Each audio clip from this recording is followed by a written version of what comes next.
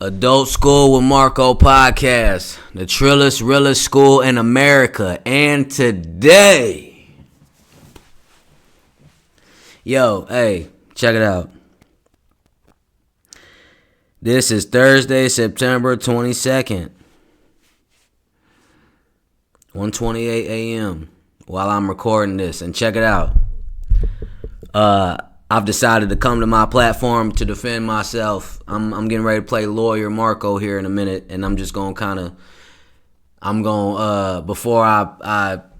before this audio gets played, I'm gonna give some backstory. Hold on.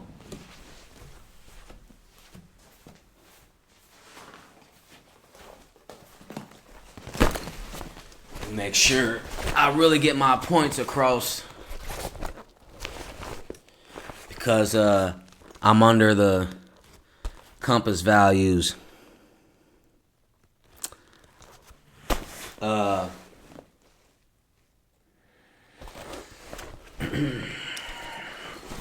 Unfortunately, this situation has bled over to this, right? I've never even used this motherfucker yet, but it's gonna be for my camera equipment and some more shit. But one more time, okay? If you know what that is, you know. If you don't, you know what I mean? North Face, right? Yeah, okay. Look, I'm gonna get jazzy on this episode because, man, they coming for me.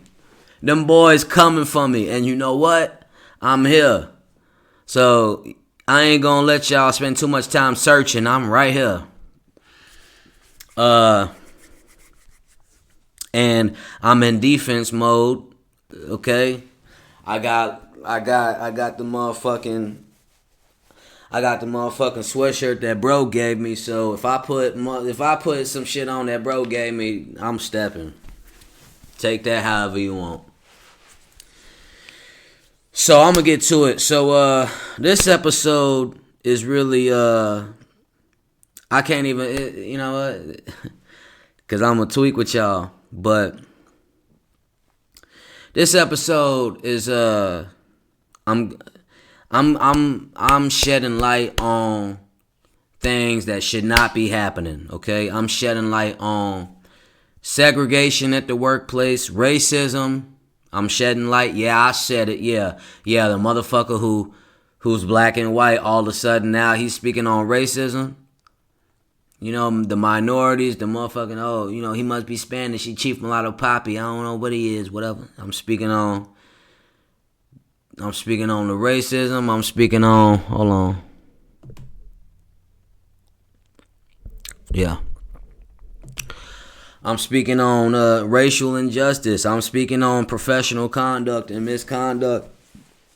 Whole time, you got to keep in mind that I'm talking about a factory.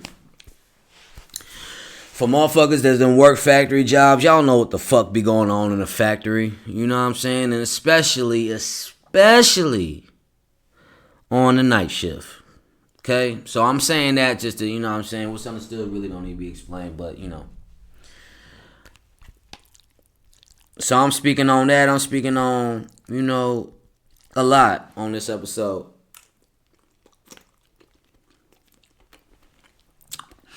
Adult School Marco podcast. This podcast brought to you by Grassroots. Shout out Beyond Hello. This podcast brought to you by Beyond Hello. Bloomington, Normal. This podcast is easy for me to do, but this episode's kind of, it's a little hard, and I know, okay. I might be running on ice right now, but, I'm about addressing the elephants in the room. I'm not with that other shit. I'm not with that being uncomfortable and, tucking my tail and keeping my head down shit at all. I'm not with that at all. I'm a father. I'm a single father. I'm an uncle. I'm a brother. I'm a protector. I'm a son. You know what I mean? And some more shit. So before I play this audio, and this is 2 hours of audio, so just, motherfuckers wanna, cause this is some shit too. That's why it's 2 hours. So I'm gonna let this play, and we're gonna do commentary breakdowns. Motherfuckers telling me I shouldn't do this, but where I'm at with it is like, it's a lot of motherfuckers saying a lot of shit, right? A lot of talking, but nothing's really being heard, right? And motherfuckers gonna hear me. Before I play this audio, let me just kind of tell you what's going on, what this is about. Because, I'm 5-6 minutes in and nobody knows what I'm talking about yet. I'm doing this podcast and I'm very uncomfortable. I'm very bothered. My nerves have been rattled. I've been gone through a lot of different things within this last month. A lot of different personal things and also work-related things. Some of it is just due to life coming. And some of it, though, is just unnecessary, disrespect and mistreatment. And, we gonna speak on that shit, I was told tonight, I shouldn't think out loud, but this is exactly what I'm doing is I'm thinking out loud. Shout out Beyond Hello. Y'all want that loud? Beyond Hello.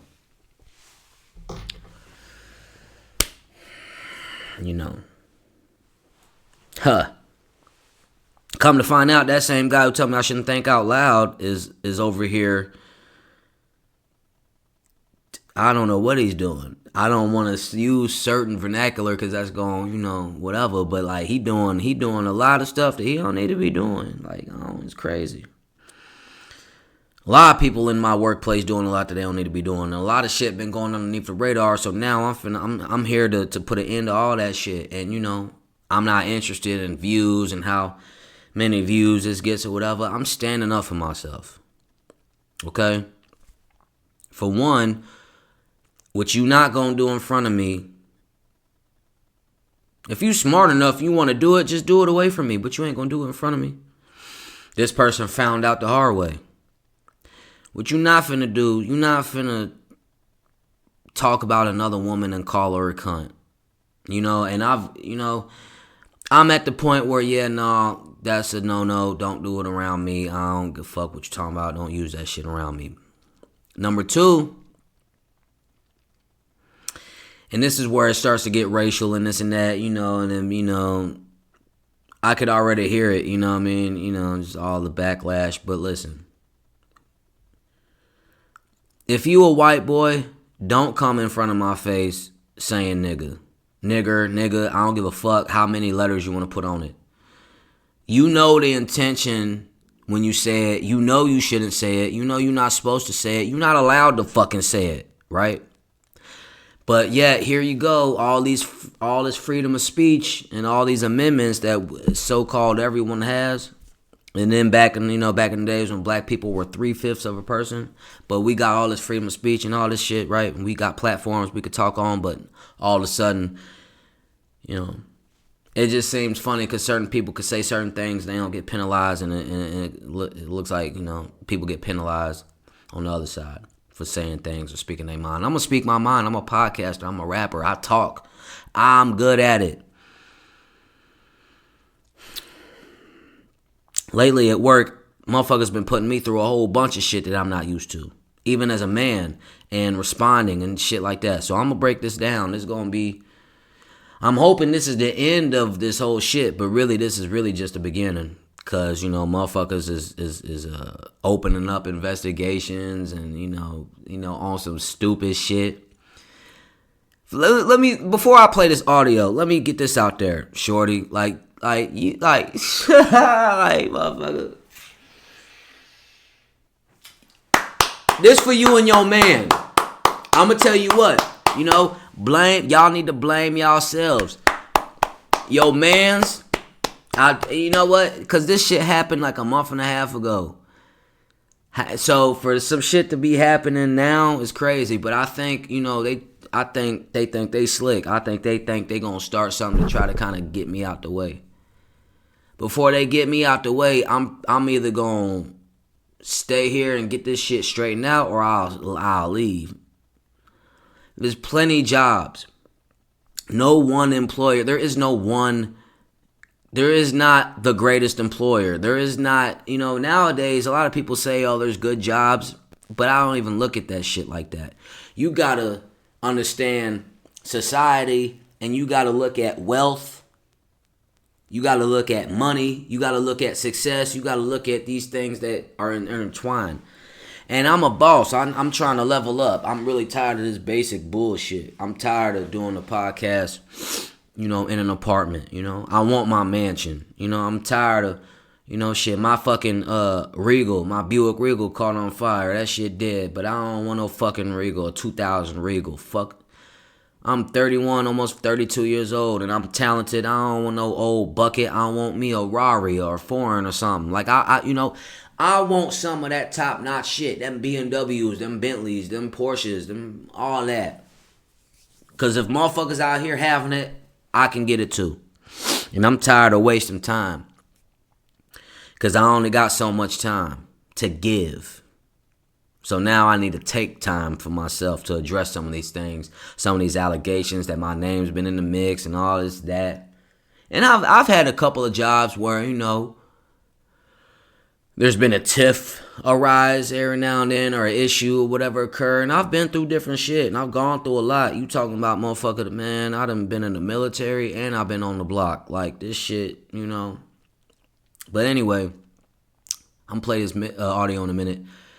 I'm giving this sarcastic hand clap for the couple of the year, because this shit wouldn't happen without you being involved and without you putting extra sauce on it. And shout out to Dude, by the way, because the other couple of days ago I was walking towards him on my way to clock out, and I wanted to just holler at him man to man and just be like, yo, like, hey.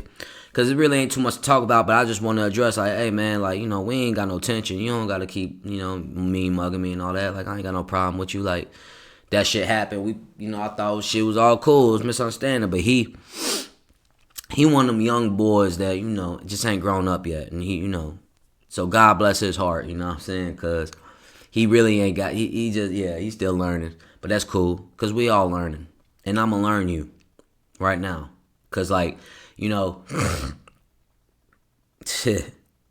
handling situations, I'm used to handling situations. If I got a situation with a man and it's a problem, I'm used to being in front of your face and we gonna handle it.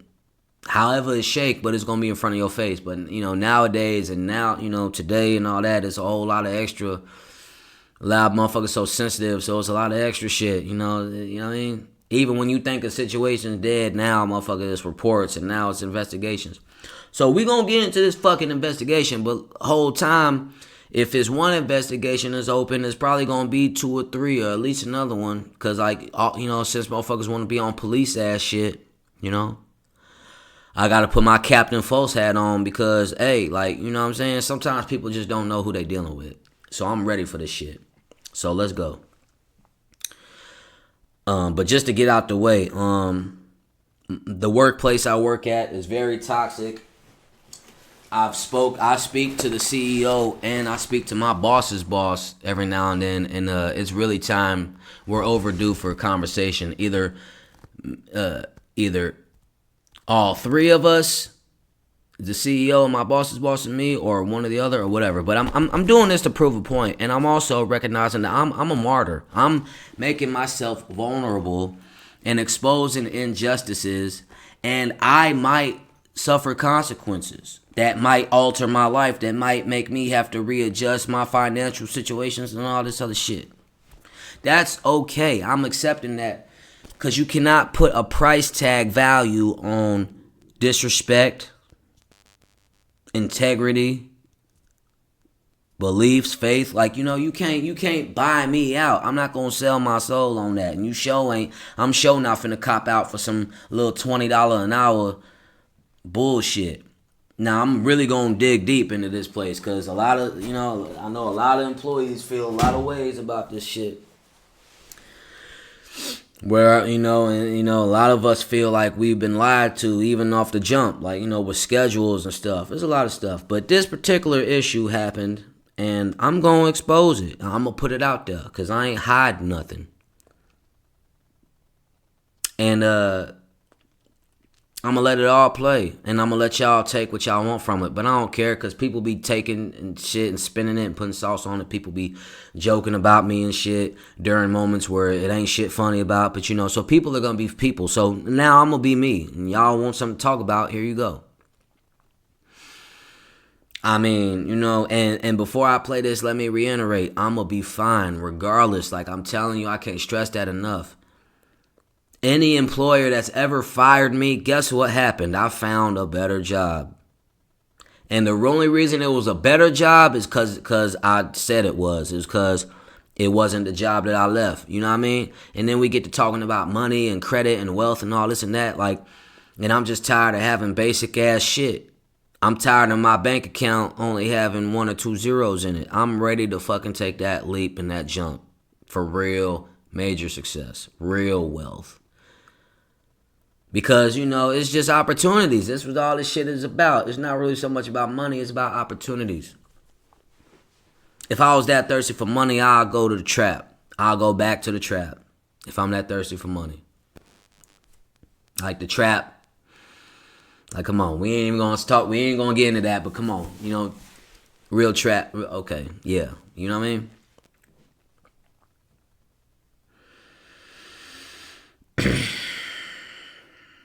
Motherfuckers opened some investigation on me on some fuck shit, on some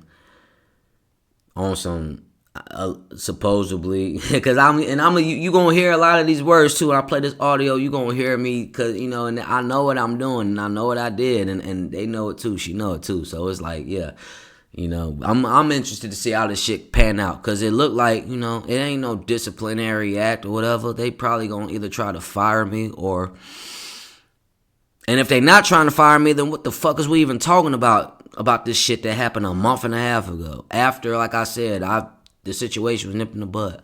Whole time is really this dude that's in his feelings and he's hurt and his feelings is hurt and he don't know how to handle his emotions and he thinks that he'll feel better if he could put me under duress. But buddy, I live for that shit. So thanks, bud.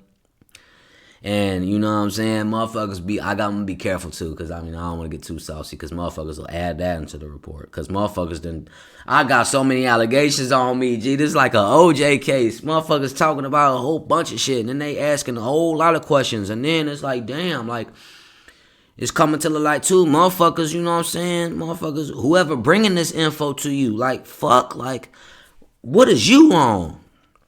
And how many people of it of y'all that's like just running to so and so with my name in your mouth? Like, y'all lame as hell for that shit. And it's a few of y'all. And I ain't gonna call y'all on y'all name, because I ain't gonna give y'all no clout. Y'all lame as hell.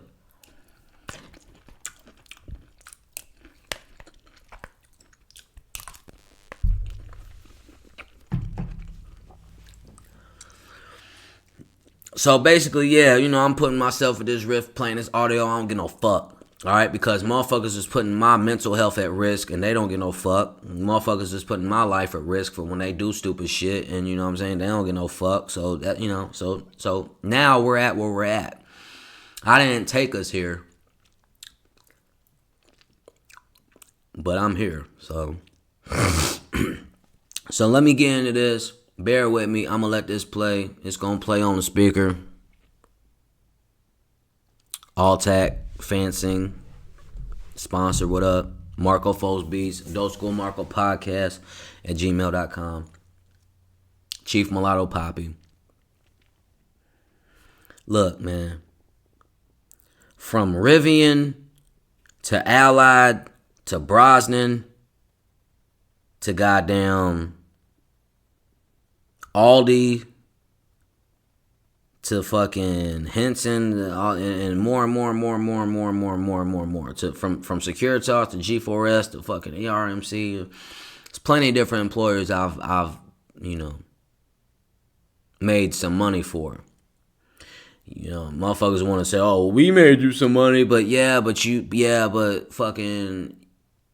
made Uncle Sam some money too. That I'd fucking, you know what I mean? So it's, whatever.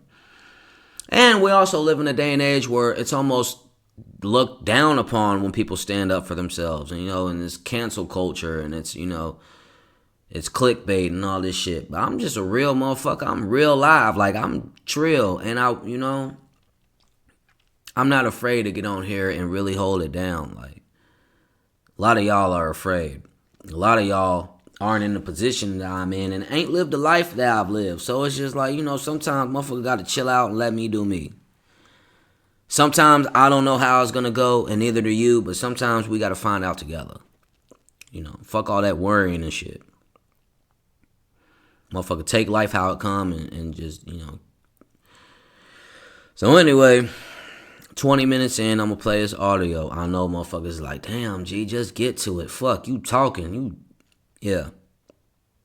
I need a therapist too. Like, I need, I'm sitting on a lot of emotions right now. I miss my daughter, my 3-year-old beautiful girl, London. Missing her like crazy. Found out that my mom's cancer resurfaced. I'm dealing with that. That shit is hell. I'm dealing with my fucking car blew up, so I gotta buy a new car. And now I'm dealing with racism at the job. I'm dealing with accusations, allegations. I'm dealing with uncomfortable work environments. I'm dealing with loose and promiscuous women that claim to be in relationships in 1 minute and not and all that. And then I'm dealing with little boys who, they just ain't gone through enough life or enough women yet to know how this shit really moving. Like, motherfucker probably fresh out of high school on some in love shit or whatever the fuck. I'm not, though. You hear me? Motherfucker been through that. Pure. You know what I mean? So, but anyway, I'm gonna play this shit. You gonna hear motherfuckers asking me, did I say this and that? You gonna hear I respond. Then you gonna hear me turn up a little bit and ask some questions. And you gonna hear... You're gonna watch this conversation go from hello to it's just this is a roller coaster conversation. I don't want to spoil it all, man. So here I go, man. Adult School Marco podcast, the trillest, realest school in America. And today I'm defending myself. I'm lawyer Fultz. Motherfuckers didn't open up an investigation on me and said all this and that. But I'm doing this to be an example because, look, you can't, look, call a spade and do something about it. The accusation that this is about is too vague. It's super vague. So that would be a poor business decision for anybody to penalize me or for me to feel any kind of, discipline or get fired from this. Like, if this shit roll over to be like that, that's lame as fuck. And you don't deserve me as an employee. And, if it goes down like that, I'm just talking my shit now. Because it ain't went down like that. But, don't, it's just, I'm going to address this shit now before it's too late. Because it's a lot of micro mismanagement. It's a lot of people saying things that they say that they going to do that they don't. You feel me? A lot of people just want to hear themselves talk. It's a lot of favoritism and it's a lot of prejudice. It's a lot of things that ain't getting spoke on. It's a lot of people that are in authority that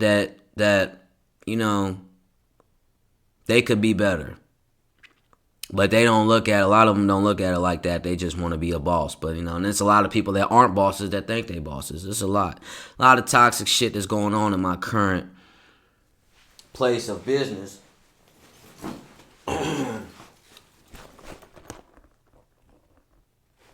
Motherfucker asked me, do I record at work on company time? I said, I do this shit on my time. Wherever I'm at is my time. And I'm not going to let motherfuckers be like, I'm not going to let y'all fuck with me like that. I ain't going to let y'all do me like that. I'm getting ready to call a lot of motherfuckers out. You going to hear it on the audio. It is what it is. Motherfucker do something. Because I'm tired of motherfuckers trying to try me like they street niggas and they not. I'm tired of motherfuckers, trying to be funny with me and it ain't shit funny about. I'm tired of motherfuckers fake kicking it. I ain't with none of that. And I've been around that shit. I don't like it. I don't come to work, and it's not okay. I don't come to work to expect to get called a nigger. That shit's not okay, and that shit ain't gonna fly. I don't, you know what I mean? You give a fuck. You feel like you a grown man. You can say whatever you want to say. I mean, this ain't all black and white. We ain't politics like that. This ain't police. This ain't the law, motherfucker. No, you cannot do anything you want with anybody. And when I told you, yo, I don't want you to use that language in front of me, can you not? And when I expressed myself so calmly and so nicely, and for you to flip out like how you did and carry on with this little weak ass tantrum, that's triggering me. Now we're here. You see what I'm saying? It's like, motherfuckers want to use me, this and that, for situations or whatever. But motherfuckers think they just gonna get over on me and don't expect when it come back around. And this is what that is. Because if anything, if this place wants to fire me, guess what's gonna happen? I'm gonna get a new job and all that shit. Cool. And I'm gonna continue to pay my rent, continue to motherfucking make sure my daughter fed, continue to make sure some more shit, right? Regardless of my employer backing me up or not. But as a man in 2022, it's not okay, it's not fair. No matter what race you are, no matter what sex or creed, religion, it's not okay. And it's not cool to just let shit get swept under the rug when shit is clear-cut wrong. Shit not cool. And, so look. Let's stop talking. Let's play this shit. This the investigation. It's 2 hours. And I got some points across. A lot of it feels just like flutter. Like a lot of it is just like filler shit to kind of fill up. But you can understand and you can feel where I'm coming from, and you can hear where the person that's doing the investigation, you could hear her tone switch to different times. So let's get into it. Adult School Marco Podcast, the trillest real school in America. Today, against anyone you feel is involved in the investigation. If at any point you feel you are being retaliated against, please report that as soon as possible to your manager and or people partner. Finally, there's no recording of this meeting for policy. I'm not recording and ask that you do not record either. Any questions on that? No. All right. Hey. Okay, let's stop right there though and say what she said. I've asked that you never. Listen, this is me standing up for myself. Fuck a company policy because the policies in the company aren't withheld. So that's that tit for tat shit that I'm talking about. Just because you do it don't mean I can do it. No. You know what I mean? It ain't no company. So look, you know what I mean? Boom. I'm recording you. But guess what? We're all being recorded. There's cameras everywhere. And I don't trust you or know you. And I don't know, you know what I mean? Like I'm talking to you through a television. I don't know if you're recording this shit. That's why it's so smart to be an educated man or a woman. It's important to be aware. So let's go.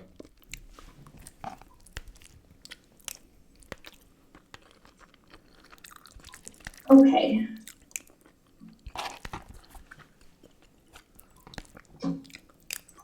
And are you able to pull that off of your face and head so I can see you a little better? All right. Do you know why we're talking today? No.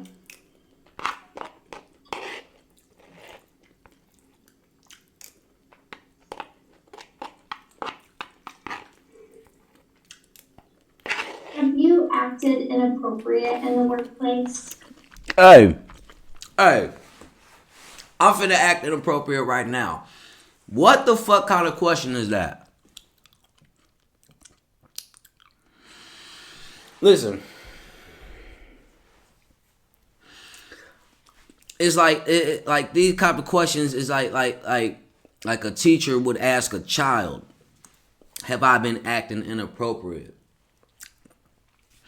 Everything is subjective. Obviously, people think it's appropriate when they, call people nigger and all that. So when you go up to a KKK member and when you ask them have they been acting inappropriately, or when they're in their fucking uniform with that fucking cone hoodie up, and you ask them, are you doing anything inappropriate? What are they gonna tell you? Are they gonna say, oh yeah, we're fucking killing black people and raping people and all this and that? Or are they gonna be like, no, like I ain't did nothing wrong? Oh, okay, cool. Okay, let's go back into it. Because I'm having this just to make sure that we hear, okay? Because motherfuckers is trying to fuck me over, and I'm not going. So this whole point of me documenting this shit is to just remind myself how much of a badass motherfucker I am. Because now, and then there's other situations that happen at work that, are more serious and traumatic that the light will be brought to. Motherfucker, you not finna come talk to me about some woman and exchange of words, because there's so much after that though. What happened about when homie, there's a lot, you know what I'm saying? You'll hear about it, but but this little shit, like, we shouldn't even be here. So I peep game what they trying to do. They trying to get me out the way. Start an investigation. Let it wait for a couple of weeks to let you get some time to hire some more people, get some more work out of me, and then you want to go with the okie doke and pull the carpet under my feet and fire me. No. You try to put your hand in the cookie jar too early. Nah. Let's go. I'm turned up. Let's go. No. Have you said or done anything that has made someone else feel uncomfortable at work? No. Now look. Now peep game. I'm giving her answers and she's typing them out. Have you done anything? And then look at the questions I'm getting asked. Like, come on, man. What I'm supposed to do? What do you want to happen out this investigation, right? Because if y'all ain't trying to get me out the way, what do you want to know? What do you want to be done at this point that wasn't already in effect if this was true back then? But regardless if it's true or not, what the fuck are we talking about? Are we talking about me flirting with some girl and her giving me rhythm back and her man found out and got upset and pressed me? Is that what we talking about? Or are we talking about something that, like, what are we fucking talking about? How did I even know that this person had a boyfriend? And what's a fucking boyfriend? Like, all you fucking young people are tripping. Ain't no rings on no fingers and motherfuckers talking about boyfriends and girlfriends, but motherfuckers out here cheating and doing dicks and all this other shit, and motherfuckers is, but then y'all come back together and nothing happened. But onward. Shout out my homie Theo Vaughn. That's the shit he'll say. Onward. Against anyone you feel is involved in the investigation. Who's gonna run this whole shit back? If you feel you are being retaliated against, please report that as soon as possible to your manager. And I did, but this motherfucker throwing me under the bus. There's no recording of this meeting for policy. I'm not recording and ask that you do not record either. Any questions on that? Nah, you good. I'll record. It's okay. Right. Y'all on some fuck shit, so I'll watch my back. It's cool. Onward. Okay.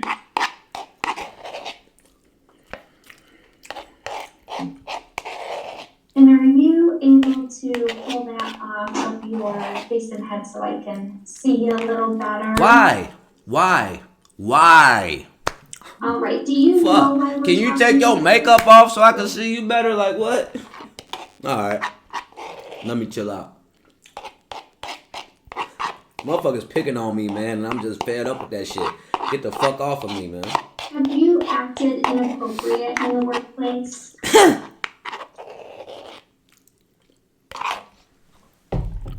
No. Bucket. Ugh.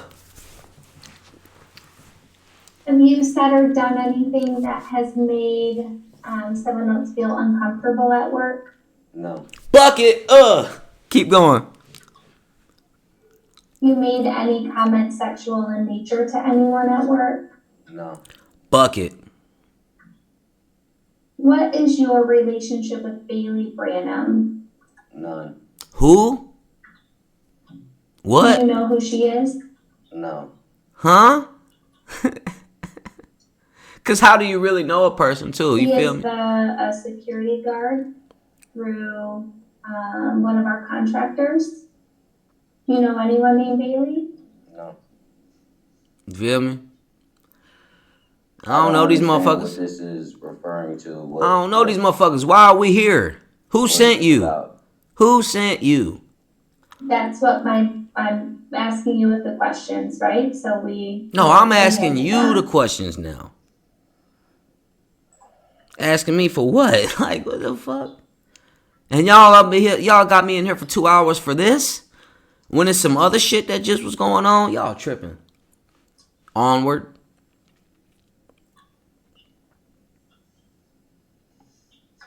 Marco Fultz. Cash App. marcofultzbeats. marcofultzbeats. Send that Cash App through. You know? I've been building these R1Ts and R1Ss for y'all. Have you stopped to talk to the security guard who sits at the desk when you first come in? No. At the desk where I first come in, what kind of fucking description of a location is that? Where I first come in? Man, no to all this lame shit. Fuck. Onward. Motherfucker typing it up. Motherfucker gotta go like, come on, man.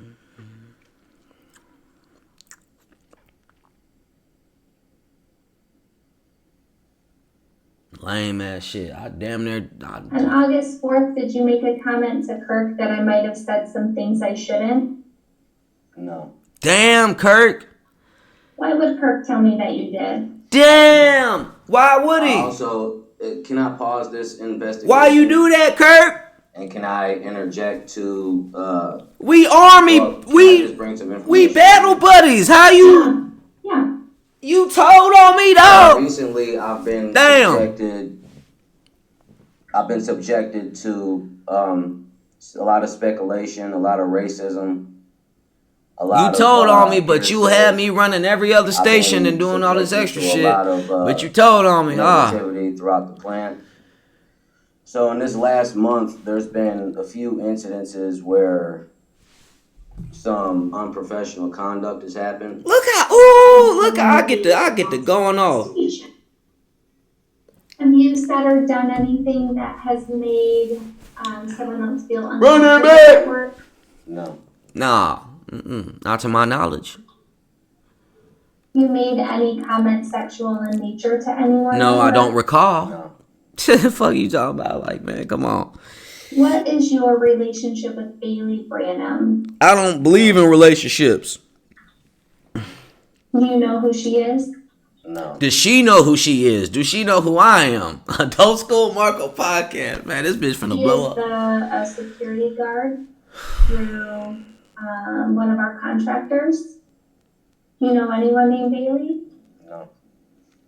Motherfucker really trying to put, you know what I mean? Like, I don't understand what this is referring to. What's some lame shit. We should be in here discussing, should be an open investigation on why I'm getting called a nigger. I'm asking you with the questions, and it should be an open discussion so and investigation on these robotic machines and shit and how they could do something very traumatic to somebody, you know? Let's talk about that.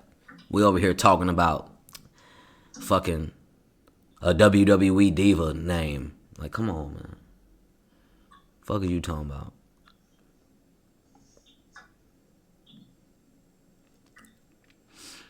Man, I swear, motherfuckers don't want. There's so much racism and just it's curtained racism too. Motherfuckers don't want black men to be aware and intelligent. Have you stopped to talk to the security guard who sits at the desk when you first come in? no. Y'all making all this shit real? No. Cause like yes. Fuck, you want me to say yes, and just fucking hang myself? No, fuck. And then for what? What the allegation is what? Harassment? Man, I'm been harassed. Fuck out of here, man. motherfuckers sensitive when you're in front of your boyfriend all of a sudden, but motherfuckers, you talking about all this On other August shit. 4th, did you make a comment to Kirk that I might have said some things I shouldn't? No, Why would Kirk tell me that you did? I don't know. I also, can I pause this investigation? And can I interject to, can I just bring some information to you? Yeah.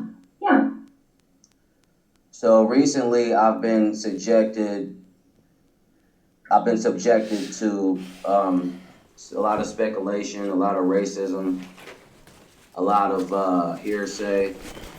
I've been subjected to a lot of negativity throughout the plant.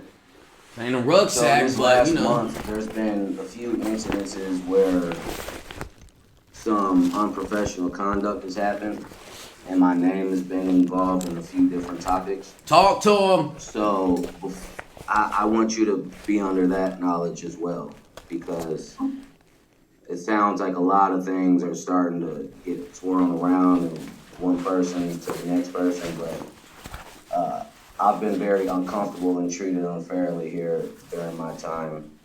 So I think at this point, certain people, certain dislikes, certain just people, I think I've been subjected to like people being upset or spreading false. And I told you this too, Kirk. I told you all this too, so that blow me. So whenever you finally see this, just understand that while I'm not, like, man, like, I ain't feeling you like that no more, dog. Like, damn, that's how you did me. More about the racism. You dapping up with Buddy too, like, all right. I can speak on it.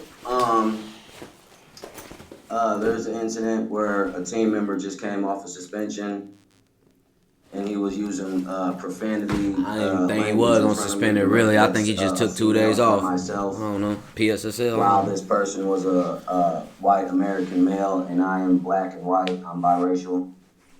Motherfuckers thought I was Puerto Rican. Was, somebody said that shit today. This black woman calling her a cunt. Chief and he was calling me a nigger. Ooh. So he just came back from suspension from that, I guess. I guess he's still employed or whatever. That's just one example. So what's that employee's name? Kyle Massey. Yeah. That's your name, innit? Ain't that was you that was into my face like that? Yeah, like that's the shit. Like motherfuckers. What else is going on that fits into that racism bucket? There's a lot of segregation, a lot of disrespect verbally. It's tough to. I can't be asking you 6 times. Can you not say that and you still say it? Like, nah, dude, you a racist then. See it and feel it, but you low key racist. Just an example, yeah. I got black friends. I can say it. Shut your dumb ass up. It's like favoritism. Drop you off Gary, Indiana. Say that shit then. Say that shit around some people. Come on, stop. You know you wouldn't, so stop. Is RBS, and the last few days, I don't know what scheduling issues are. It just seems like there's just some favoritism in certain areas and some unfairness and bias. And, there's like, for example, RBS 50, which I used to run that station. And it's very physical, and it gets very hot over there. So I requested for an extra fan, and they said no. Yeah, y'all did. I asked, could I bring y'all bogus fan, and they said no. So I mean, it's y'all bogus. There's things like that I'll get a no to, but if someone else asked, and apparently if they're just either if they have a closer relationship or if they're skin color, then they'll get certain things that they've asked for. I've seen that happen.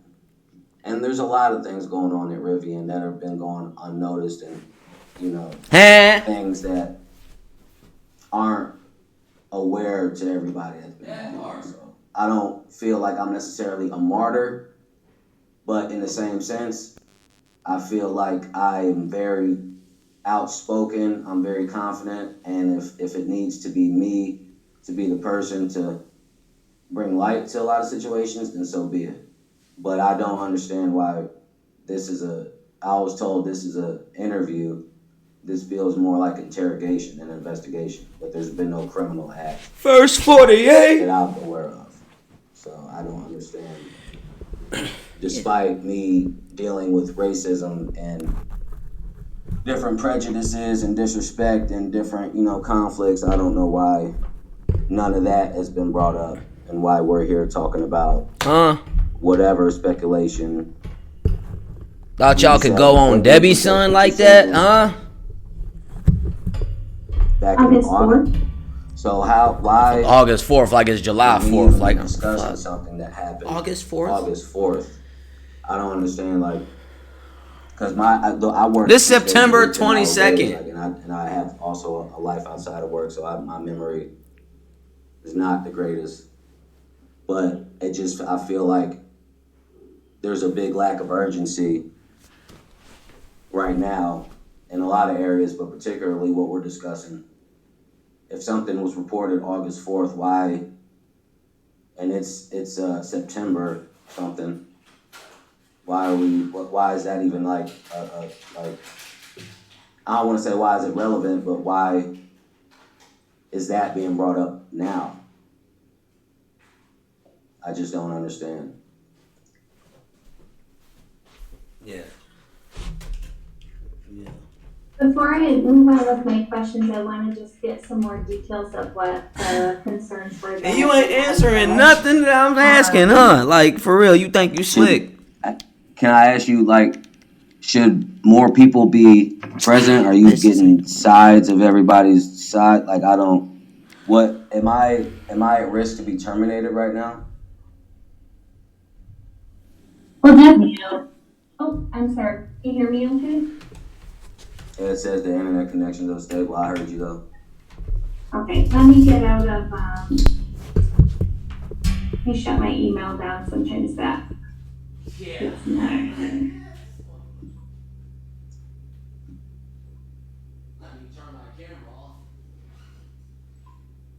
Okay, can you hear me better? Yeah. Okay.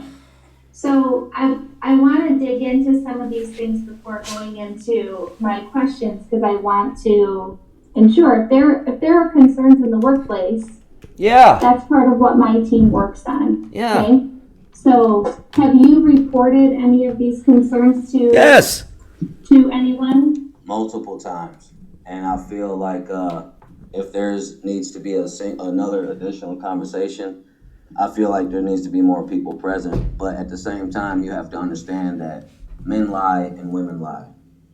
So as far as anything that I'm saying, I understand that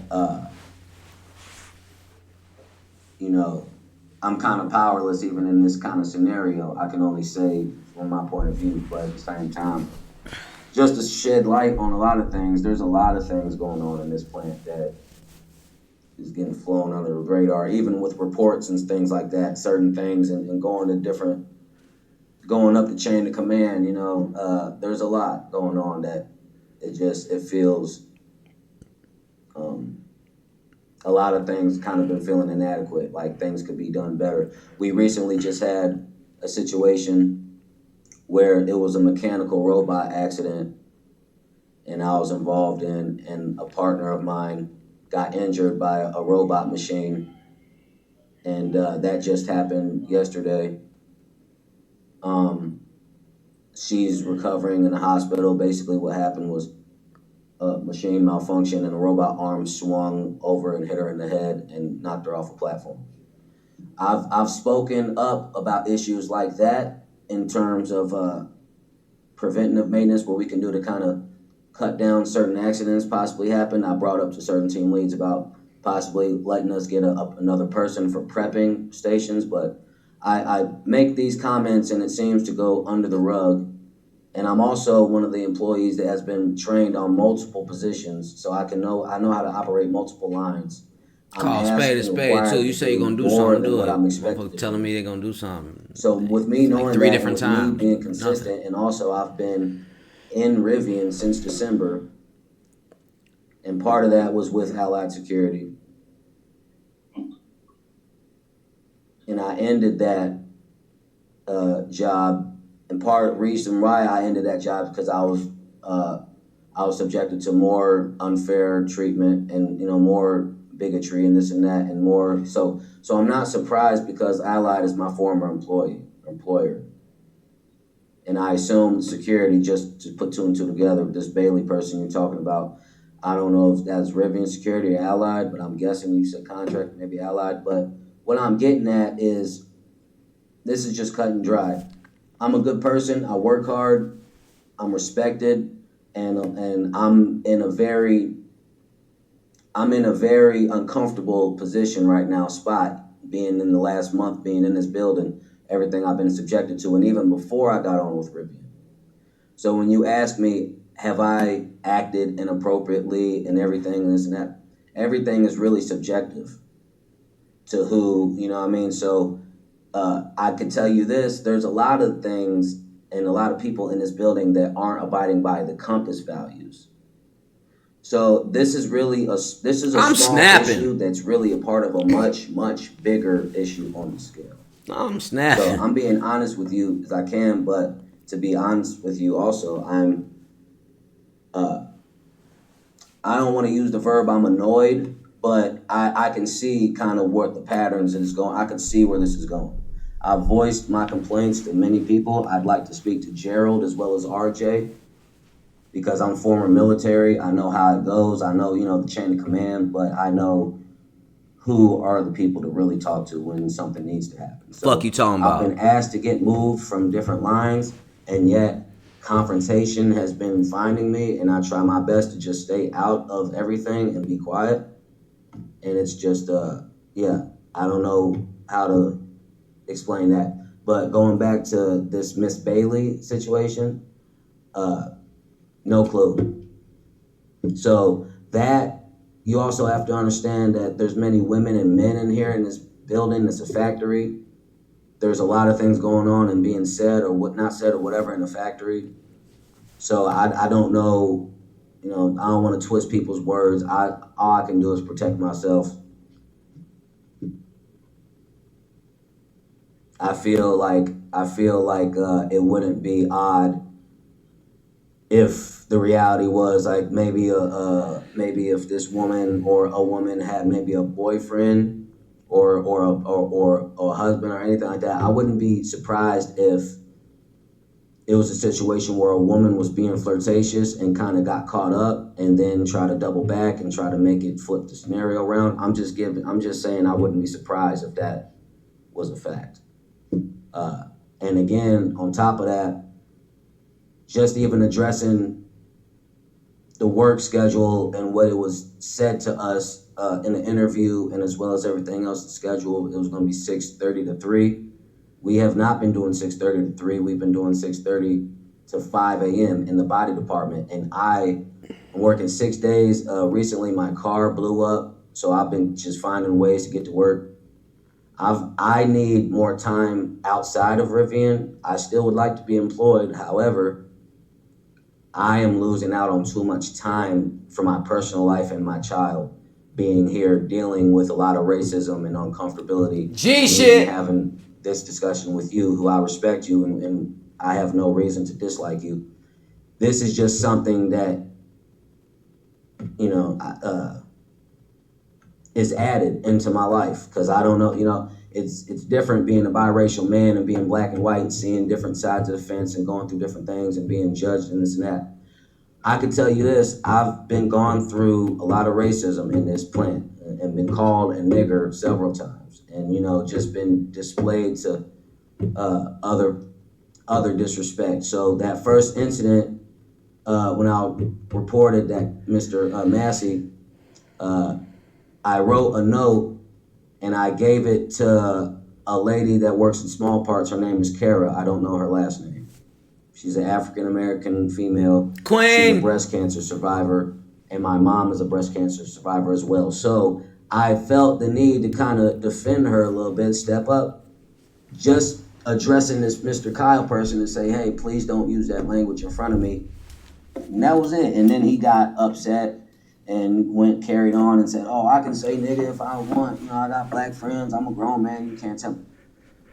Everything is subjective to the person to even determine if that's okay or not.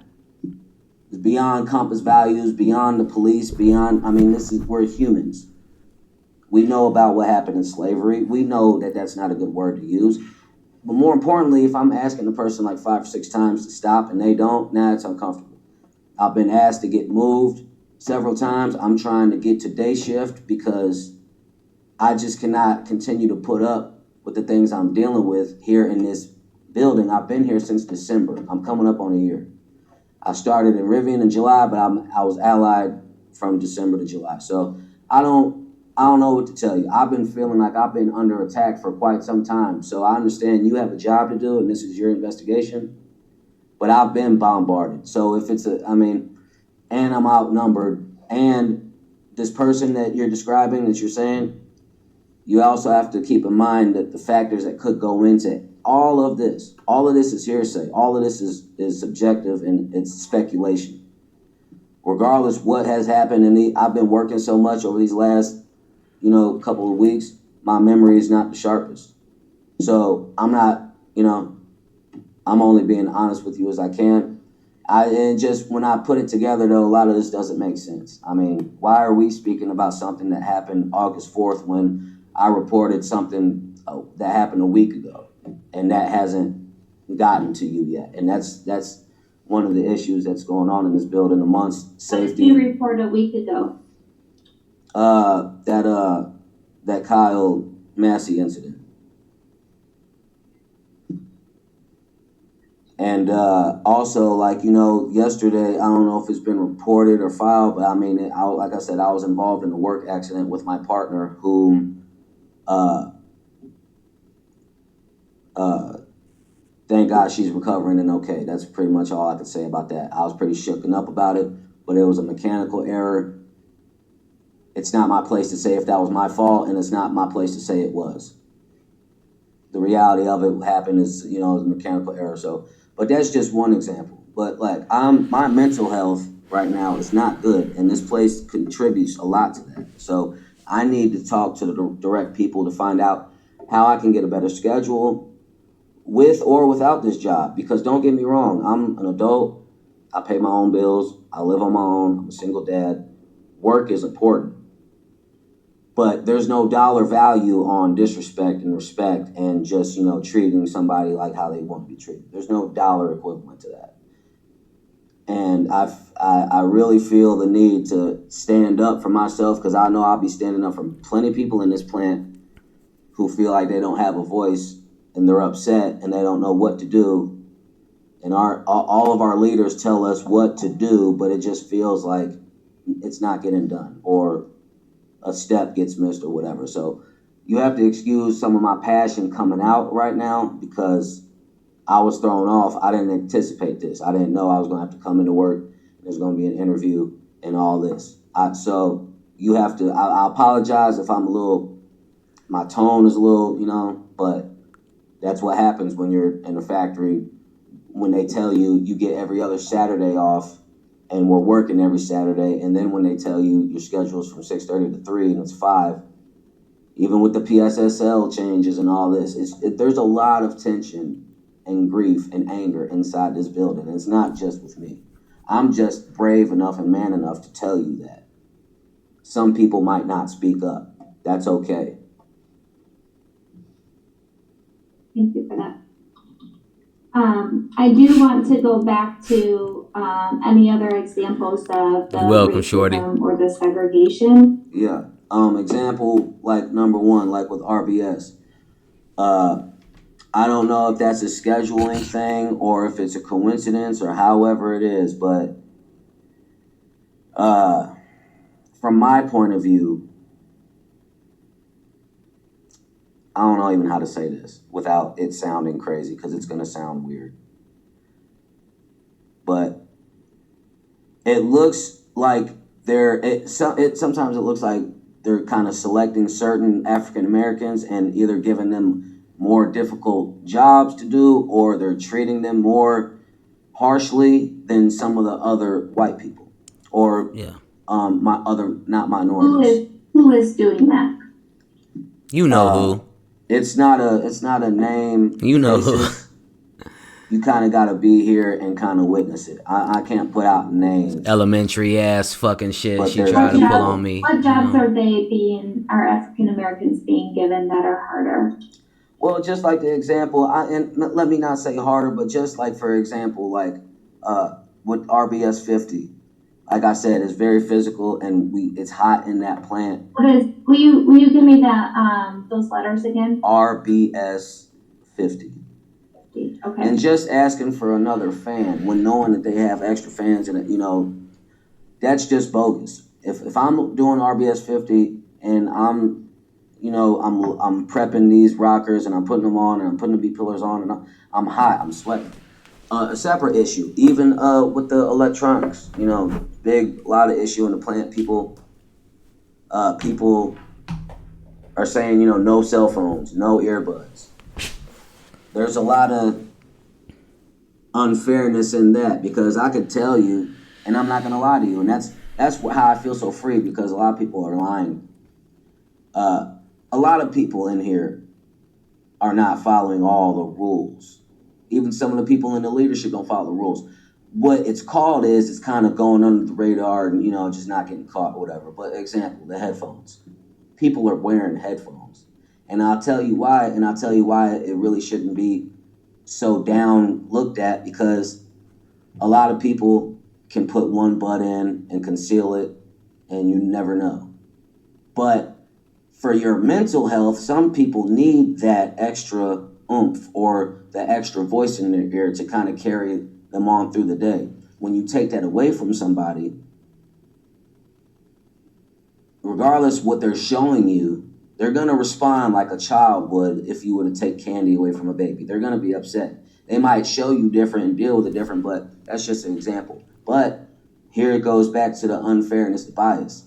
I've seen some other non-minorities have their headphones in just wide open and not even conceal it. And then, it's being seen from everybody, and it doesn't, that doesn't stop, but yet there could be maybe an African American have a headphone in his ear, and he gets stopped and chastised and whatever. Some people, and it's just that's what makes a work environment toxic, is the selection and trying to pick on this person but not this person for the same thing. Okay, so do you have any names of people, of the white individuals, or I guess the non minorities that have been allowed to wear the earbuds and not? I don't want to give up names because I don't want to add to the speculation. I know you're doing a report, but a lot of this is speculation, and a lot of this is tardy. So it's like even tardy to recall something that you late. I don't remember.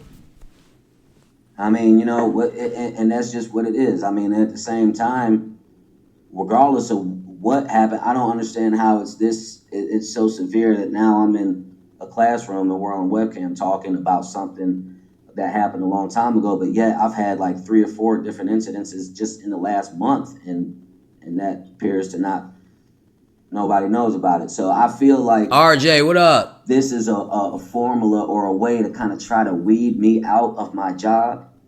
That's how I feel. And I'm not saying that I mean, that's just how I feel. But I'm not saying that you're in cahoots with that. I'm just letting you know you're behind on a lot of things that's been happening. So, like, it's tough to even just try to catch you up on speed because it's a lot going on. I've had issues since I've started with Rivian almost from day one or from week one. But there's a lot of people in team lead positions or leadership positions that also are violating company policies, and they're not getting held up to the mirror. So there's a lot, but that's why I don't want to give out names, because it's too many. I got 4 or 5 names on my mind right now that I can give you, but I don't want to do that because that's just adding to speculation, and I don't want to say something when nothing's gonna get done behind it. I'm straight cut, really blunt person. But do you see that nothing, if I can't look into it, right? If you don't give me those names, I can't look into it to see if there is a problem. There is a problem. I'm telling you it is. What can you do? What would be the protocol? Fuck can you do? Problems? Because how do some of these problems even get handled and fixed outside of documenting and typing things out? We're all humans here, and we all have human interaction. So the human conflicts between humans, there's really not too much. I mean, outside of a corporate level and this like that, it's just like you can only do so much, just like I can only do so much. But it's frustrating also on my end. It's not as frustrating on your end as it is on mine. And who did you ask about the fan that told you no? I don't want to give out any more names. Okay. But I went to leadership about it. But anyone I went to, they said no. But again, you could put 1 billion cameras in this building, but people aren't going to be able to monitor everything. But it's getting to the point. It's so selective. It's like I don't have to follow the rules, but you do. And it's like that with a lot of different areas in the building. And outside of rules, just that respect line, just that, I don't want to come into work getting called a nigger. It's still 2022. We all know what kind of world it is, but that doesn't show up on my taxes. Like, I don't need to come, you know what I mean? Like and I got a 3-year-old daughter. So all these things that I've been enduring as a man and overcoming, also, like I mentioned, my car caught on fire and I still haven't missed a day. This happened a few weeks ago. And I'm one of the guys that people rely on in this building, regardless if it's security or Rivian or whoever. Fuck they talking about. So I just feel a way because it's like, whatever this situation with this woman or whoever it is, how could it have been so long and now we just having a discussion about it now? That doesn't make any sense. And then on top of that, hypothetically, okay? Hypothetically. Remember, I'm using this word, hypothetically. Hypothetically speaking, say whatever took place. Hypothetically. Yeah. Say this took place. Hypothetically. Wouldn't action been done right away?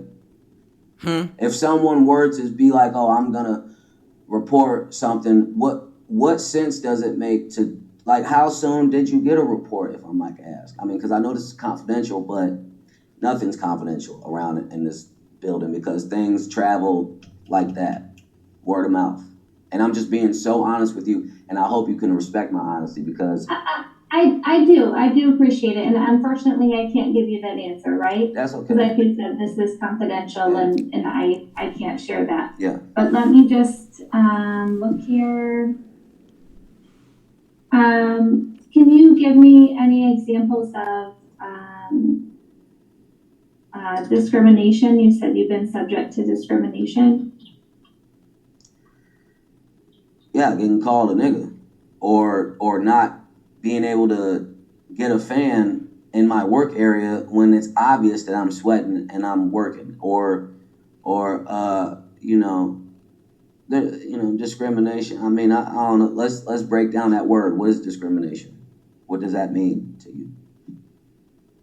Well, we have the law has a definition, and Rivian has a even more in-depth description, right? There are even with the law, if a crime was committed, no one's going to wait a month or two to file a report.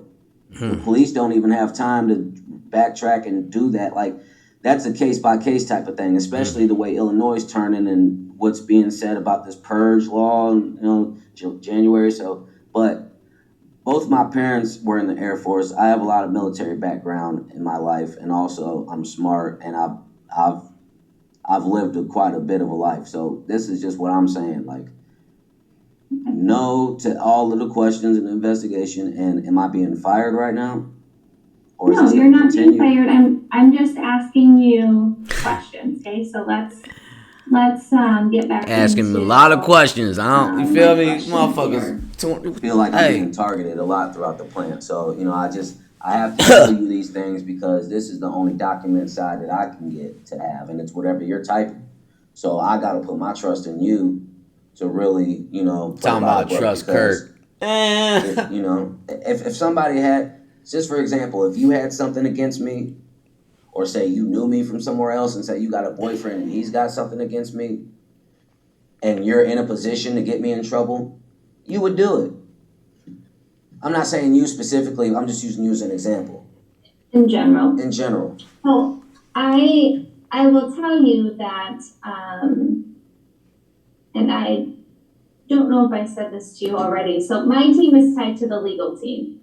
So we're not the people partner team. We are part of the legal team. And I haven't had a chance to speak to any people partners or like until now I haven't really I've reported these incidences, but I haven't had a chance to speak to Gerald or anybody like above in the high ranking or people partners or anything. I haven't had any time or opportunity for that. So this is this is why kind of everything's kind of coming at you kind of like at a glob right now, because I have to backtrack. I have to backtrack because I have to be accurate, but I have to, I know I'm a good person and I know I'm a great worker. So that's not in question. As far as hearsay speculation about things that I may or may have not said to a woman, and as far as if I can retain that info, no. And as far as did I intend to make anybody feel uncomfortable? No. And as far as did anybody make it known to me that, hey, this isn't okay, you can't say? No. So, in addition, like I said, if we got to be talking about more things than just that thing that happened on August 4th, because I'm working so much, my memory is not going to stick that long. Plus, okay, hey. Yeah. I get it, okay? Just let me ask my questions. What I wanted to say is... She getting flustered. You don't get it. You don't get it. Part of the legal team because the allegations rise to that level, right? But that doesn't mean that what you're saying, I don't take seriously too. Some of it falls into my bucket and some of it doesn't, but I appreciate you providing it because I am documenting it and we'll determine how to move forward with it. Okay. And I don't know which way to move, honestly, because I also feel like this company's made me feel very uncomfortable also, and I need to stand up and speak up for that to whoever I can get RJ's number really quick and me and him have some sort of relationship outside of work or at work, whatever. But at the same time, I'm saying like this, and I'm speaking out loud or thinking out loud. So don't take this right now is what I'm saying is like it's concrete, I'm gonna do it. I just need to get this out. Because, how do we move forward with that young lady? If she feels a way, she has her own rights too. So I'm not excluding her or nobody's calling anybody a liar. I'm just stating that all of the facts are not present and they're not clear. So that is a big determination how we move forward because either all the facts have to align or it doesn't make sense. And on top of that, how does everybody start to feel comfortable again? How does this woman feel comfortable? Is she uncomfortable? Do I make her feel uncomfortable? Because I rarely have interactions with people coming into work. I come here to work. But on the flip side, what about me? Because it's the same, this is not an investigation about me making a woman feel comfortable. This is a highlight on what's all I've been accused and it's allegedly going on around me within the last month. This has to be included.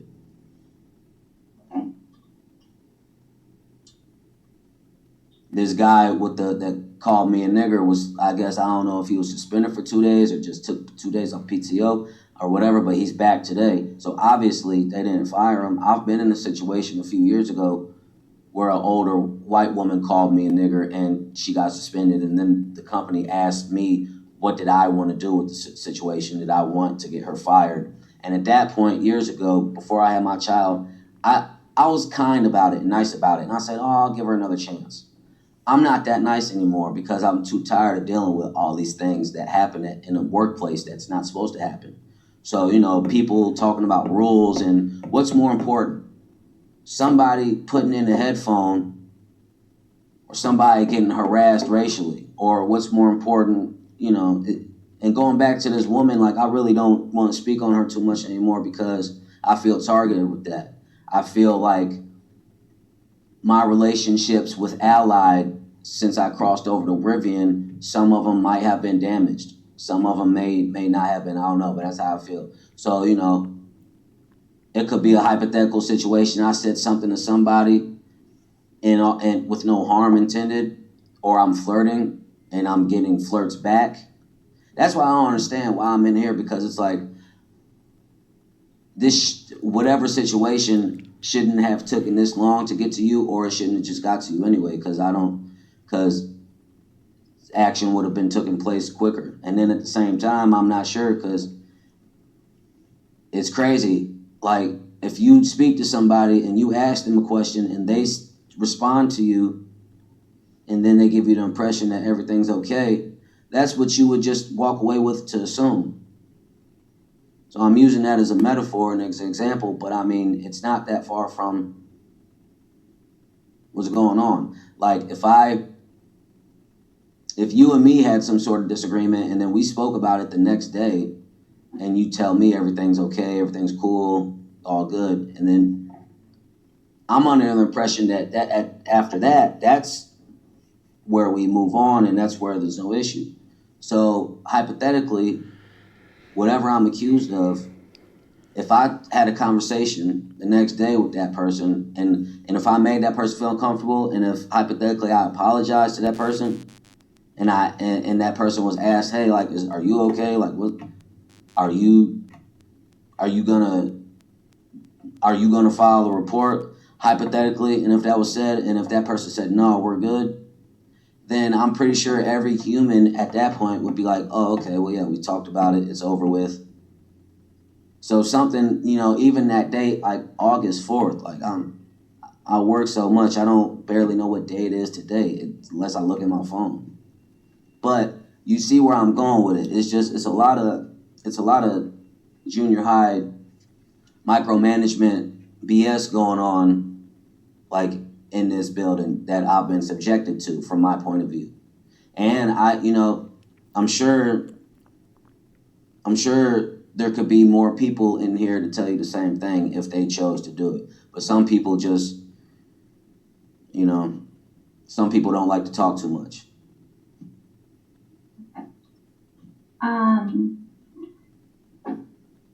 Okay. I'm going to ask you a couple things, and I'm going to ask you if you made these comments, okay? Did you make the comments, "I'm trying to take someone home tonight"? Did I make that comment? Yes. Oh, you're telling me, did I make that comment? I'm asking you. I'm asking you, did I? That's the point of this investigation, right? Me asking you and giving you the opportunity to answer. And we already, this is like the set, like, you asked me these questions already though, didn't you? No, I did not. Mm-mm. Okay. I don't recall. I don't have memory that goes back that far to conversations that's, what I mean? I'm too busy, so I could either say no, or I don't know, or I don't recall. If there's any, I'm sure, being a security professional, if there's evidence, I'm sure you could pull that from cameras, and I'm sure if there's an investigation, you would have already looked at all that, and I'm sure you would just you'd already seen and heard everything you needed. You already got your evidence, and at this point, you're just kind of trying to get my side of the story, but inevitably, my side doesn't matter if you already pulled visual and audio. So, but to answer your question, no. Is it no or I don't recall? It's both.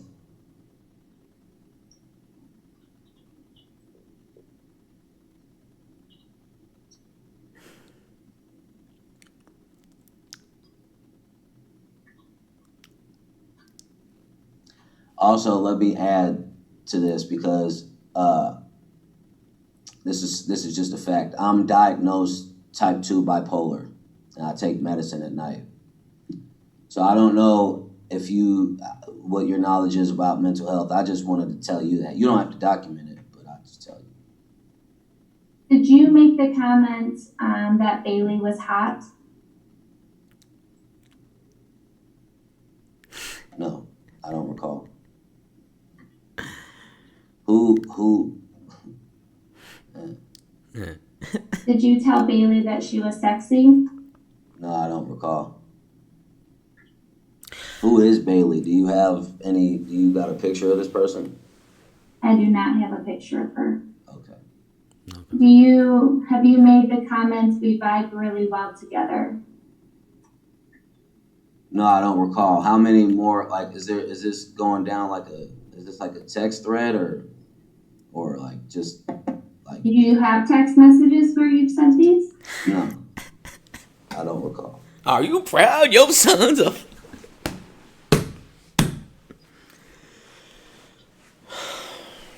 Onward.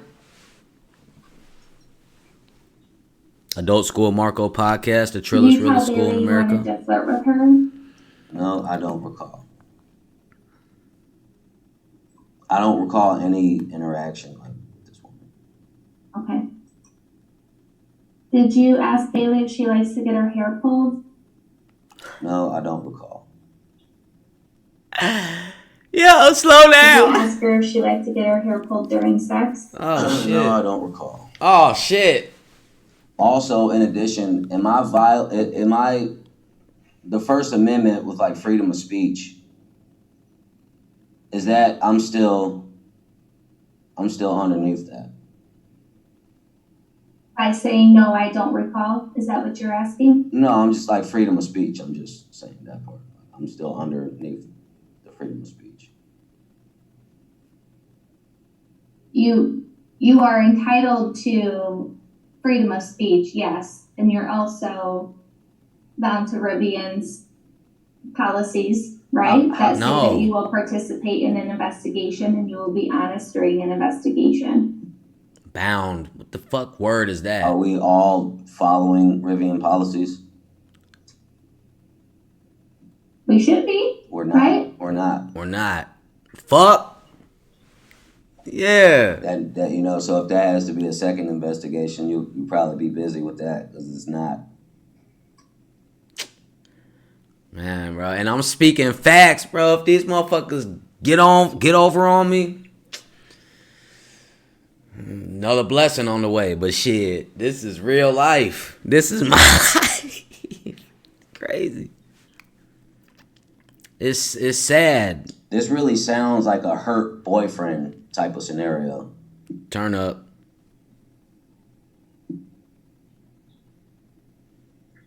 Turn up. Shout out to all the hurt boyfriends out there in the world, in Illinois. Hurt boyfriend. Hashtag hurt boyfriends. Hurt. Okay. And this really isn't, it's supposed to be confidential, but like, it's not because it's just not. Why do you say that? Because word of mouth, and because freedom of speech, and because we're humans, and people have ears, and people talk. So, I'm just letting you know that this is not confidential. So did you know that I would be talking to you about this today? No. So what does that mean, that it's not confidential and people know? Someone else knew. Because whoever had to tell me knows. And then I don't know what they know. So, you know what I mean? And on top of that, the confidentiality word in itself is like, well, is an incident confidential? If I go to my superior and tell him something and he follows it up, but like it's just like confidential is like nobody knowing something. But then I don't know how it's supposed to be confidential if I've made a report to my boss about these incidences that I'm telling you about and it hasn't gotten to you yet. Because that's not supposed to be. I'm not the only one on my team, right? There are other people on my team. There are different kinds of, That's depending on what concerns are. Well, but confidential means you loop in the people who need to know, right? This is a confidential meeting, and I review it with my boss, the parts that I think are relevant for the report that I'm writing. So confidential is if somebody, like your boss will have some information, but not everything that we talk about. I determine what information I give to your boss because it's on a need to know basis. Does he need to know this part of it? And do I share that part of it? I'm just still having trouble understanding, like, if there's so much time gone by, why is there an investigation into something that happened a month or so ago? Why is it starting now? I can't answer that for you. Ha! Did you tell Bailey that you had not had sex since February and wanted to fuck her? Ah! No, I don't recall. I'm gonna slow down. Why did you smile when answering it that way? I can't answer you.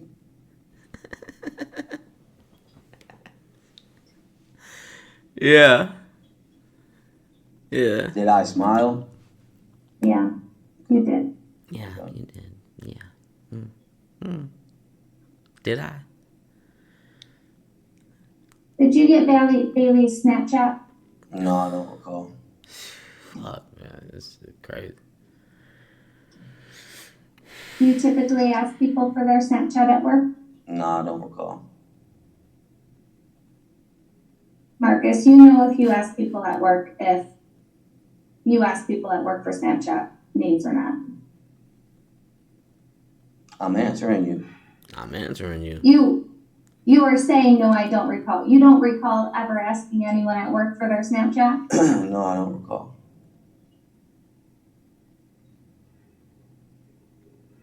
Yeah. Checkmate. Do you know if it's Checkmate. right or wrong to be subjected to racism at the workplace? Checkmate. So Fucking. that's a separate issue, right? No. This is an issue that we're discussing. This is all one issue. Those issues are separate. It's my Just issue. because one thing may not be right doesn't make something else right. That was. We have to look at everything individually, and we're talking now about this instance here. I might not be here another month from now to wait for that investigation to get to you. That's why all of this is really funneled under one. I mean, regardless of how you type it up, this is still under one report or investigation because things have happened. Things have happened more recently that needs to be addressed versus this situation. This situation feels like I'm being bullied, like I'm being targeted. And it also feels that if there was an issue and a problem, it feels like it would have been nipped in the bud. So for that to not be the case and this prolonged a month and a half after the fact, that seems fishy. That seems weird.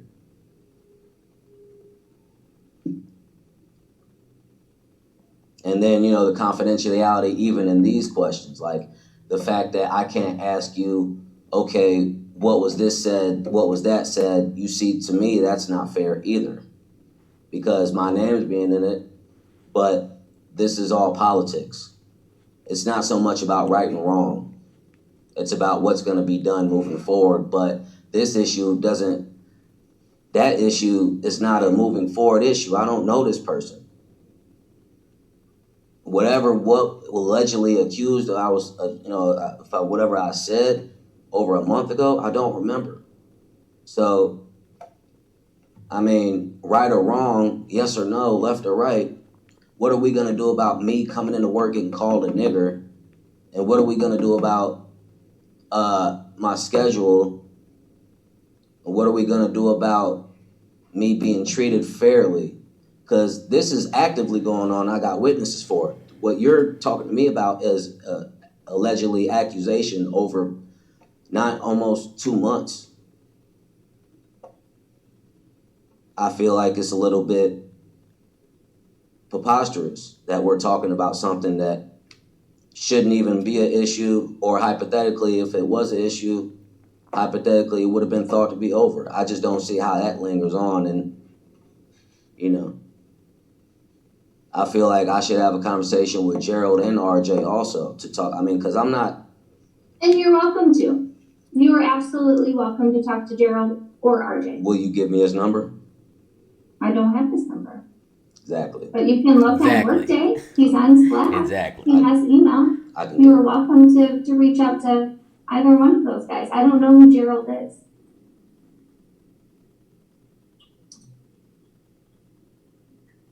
Am I at any point going to be in contact with your boss, or is it going to be, what's the next step even in this scenario? Where do you go Once forward? I'm done with my questions, I will let you know where we go from here. I just want you to know I've not been intentionally disrespectful to you. I know that's all subjective. You might feel like I'm coming across a little too rough, and if you feel like that. In this past 10 minutes, yes, you have been very rude to me in the past 10 minutes. I don't feel that way. That's subjective. I feel that I've been mistreated, all this rude stuff. You're hearing about what happened. I've not been rude to you. That's subjective. I hope you have a good day. Thank you. You're welcome. That also ties back into when I was telling you I'm bipolar, diagnosed type 2. So maybe, I just have a lot of work to do on myself. I wasn't trying to be rude. I can enunciate and I can speak very well. So, again, I'm sorry. Because I accept your apology. Thank you. You're in a critical role right now, and even in my future, in my present life. And I'm sure you know it, that you're playing a critical role. So whatever comes of this, I just know I'm still going to be blessed. I'm still going to be a good guy.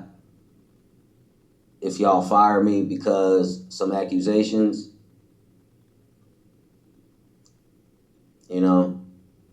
And I'm not part of that decision. So my job is to find the facts, and then I deliver, I communicate certain information that I think is relevant for someone else to make a decision of next steps. But I'm just a fact finder, so I'm not part of a decision of any next steps. Okay. All right. Just let the record show that you found the back half of these facts that's not included to this Bailey situation that are also relevant. So, yes, they will be part of my report. Yes, they will.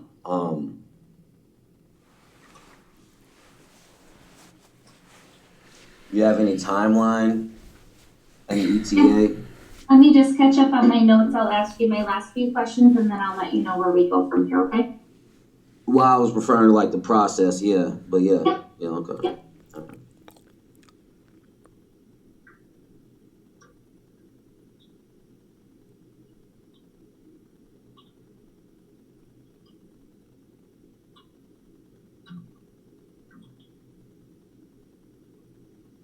All right.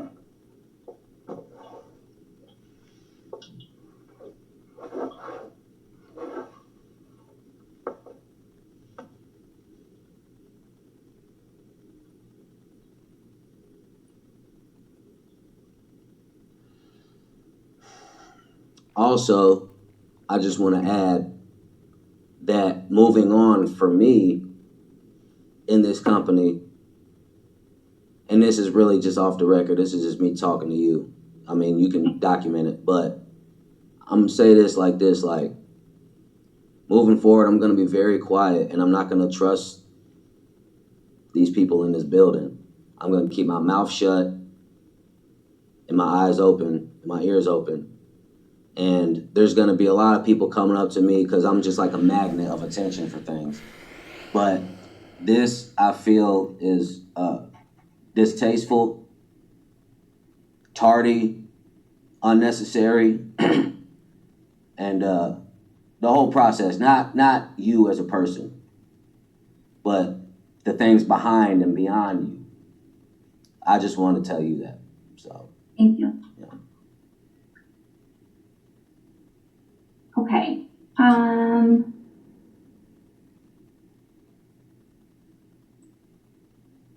Okay, so to be clear, you have been accused of making inappropriate comments that are sexual in nature at work. All right, where do we go from here? Oh, let me stop you real quick. Yep. Please do more investigations about, I hope this issue sparks up, because we are in a factory. I'm sure there's men and women flirting with each other, and sexual harassment is a big word, and it's blurred. If say you and me are whatever, we're talking, we get to flirting, but it's very concrete if you're uncomfortable. Is it okay for you and me to have some sort of conversation, and I'm flirting with you and you flirt back, and I leave, and then your boyfriend comes up and then gets mad and then approaches me, hypothetically? Is that okay? It depends. I would need more information behind it. Did somebody come up to you and say something? Didn't they? I mean, I'm asking you, did they? Did somebody come up and say something to you? you finding the facts, but I don't recall.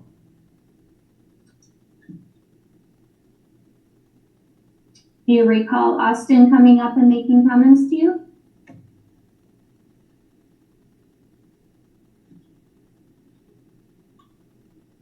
There you go, smiling again. Why don't you just be honest with me? Why are you making my job harder? Why are people making my job harder?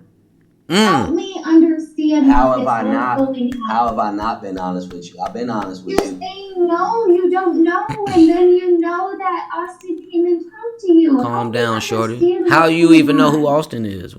That's a Stone Cold Steve Austin. All I'm doing, because I haven't lied to you at all. It's a phrasing of words. You can look in my eyes and you can tell that some stuff has been going on and it's not right. Like I said, I got a highly extensive military background, so I'm smart. I might be smarter than some. What this is not an interview, and that's what I was told. And an interview is like a job interview. This is, this is like first 48 interrogation, but without the crime there. You're asking me questions and you want to find the facts, but the sources and the facts are scattered. And on top of, like I said, this issue was too long ago. So it's very simple and easy for me to say, no, I don't recall. On top of my medical condition that I listed, and on top of me working every day, and on top of things that just don't sit in my brain to just sit there, things take up space and I'm gone with that thought. So, but you know more than you're leading on as well. I'm trying to see. And I know that. You know. I know. But I'm walking away with this investigation one-sided because you're not providing facts to me. I am. You're not giving me your side. No, you're not. And that's fine. I gave you my side. Decision based upon the information I have. How did I give you my side? Because all of the answers are no, I don't recall. If something happened, if someone came up to you and made a comment, then tell me what's going on. And I have. And that's a scenario that I gave you 3 examples. I told you what was going on, but yet nothing was done about it, and nothing correctly was, or the right. I'm speaking about the situation with Bailey. But that's a ridiculous situation. Remember when I said all of that stuff is over here? That's separate. I'm talking about Bailey, and I need you to tell me what's going on. What is going on? Austin, do you want to answer these questions and tell me what's going on? Yes or no? I didn't want to be involved with the whole scenario coming in, getting interviewed. But to answer your question, I'll just keep it like this. Do you know Austin? No, I do not. You don't? You No, should talk to I do him. not know You should Austin. talk to him and see what he says. I've not lied to you not one time. When I say no, I don't recall, that's the truth. I know But that. when you say hypothetically, if a boyfriend came, Yeah. why don't you just say someone came up to me? Why don't you just tell me that? Why don't I just do what I did and say hypothetically, so you can think about it, so you can get hindsight? Because you have to understand, no one else is protecting me except me. On top of that, you also have to understand that this is ridiculous, that I've been accused of something, or sexual harassment, freedom of speech, talking. If I made somebody uncomfortable, they would let me know that day or at least the next day, not a month later. And then on top of that, what I told you, what I've been subjected to, how it bleeds into what we're talking about now is because this happened earlier in the timeline. This has been going on since I started, since about July 20th.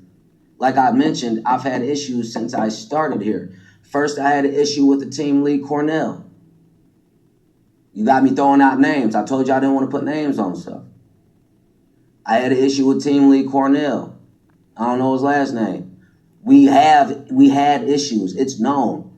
I got witnesses. This is where this bipolar kicks in because I'm not trying to be rude. I'm really not.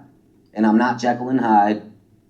I don't think you're being rude right now. Okay, well, I didn't think I was being rude 10 minutes ago. I thought I was being assertive and coming across. But, it's just, people are so delicate and sensitive nowadays. Yeah. I'm 31 years old. I'll be 32 in November. I'm a Scorpio. I'm a podcaster. I'm a rapper. I'm a lot of things. I'm a video cameraman. There's a lot of energy to me. You say you don't know Austin. I'm using words like hypothetically. You can read between the lines though. But for me to just outward say something directly, you have to understand, what does that do for me when it hasn't done anything for me when a bigger issue on scale was brought up to the light and you don't know about it, or no one else knows about it, or nothing's getting done, or I'm still getting, you know what I mean? Rivian is a good job, but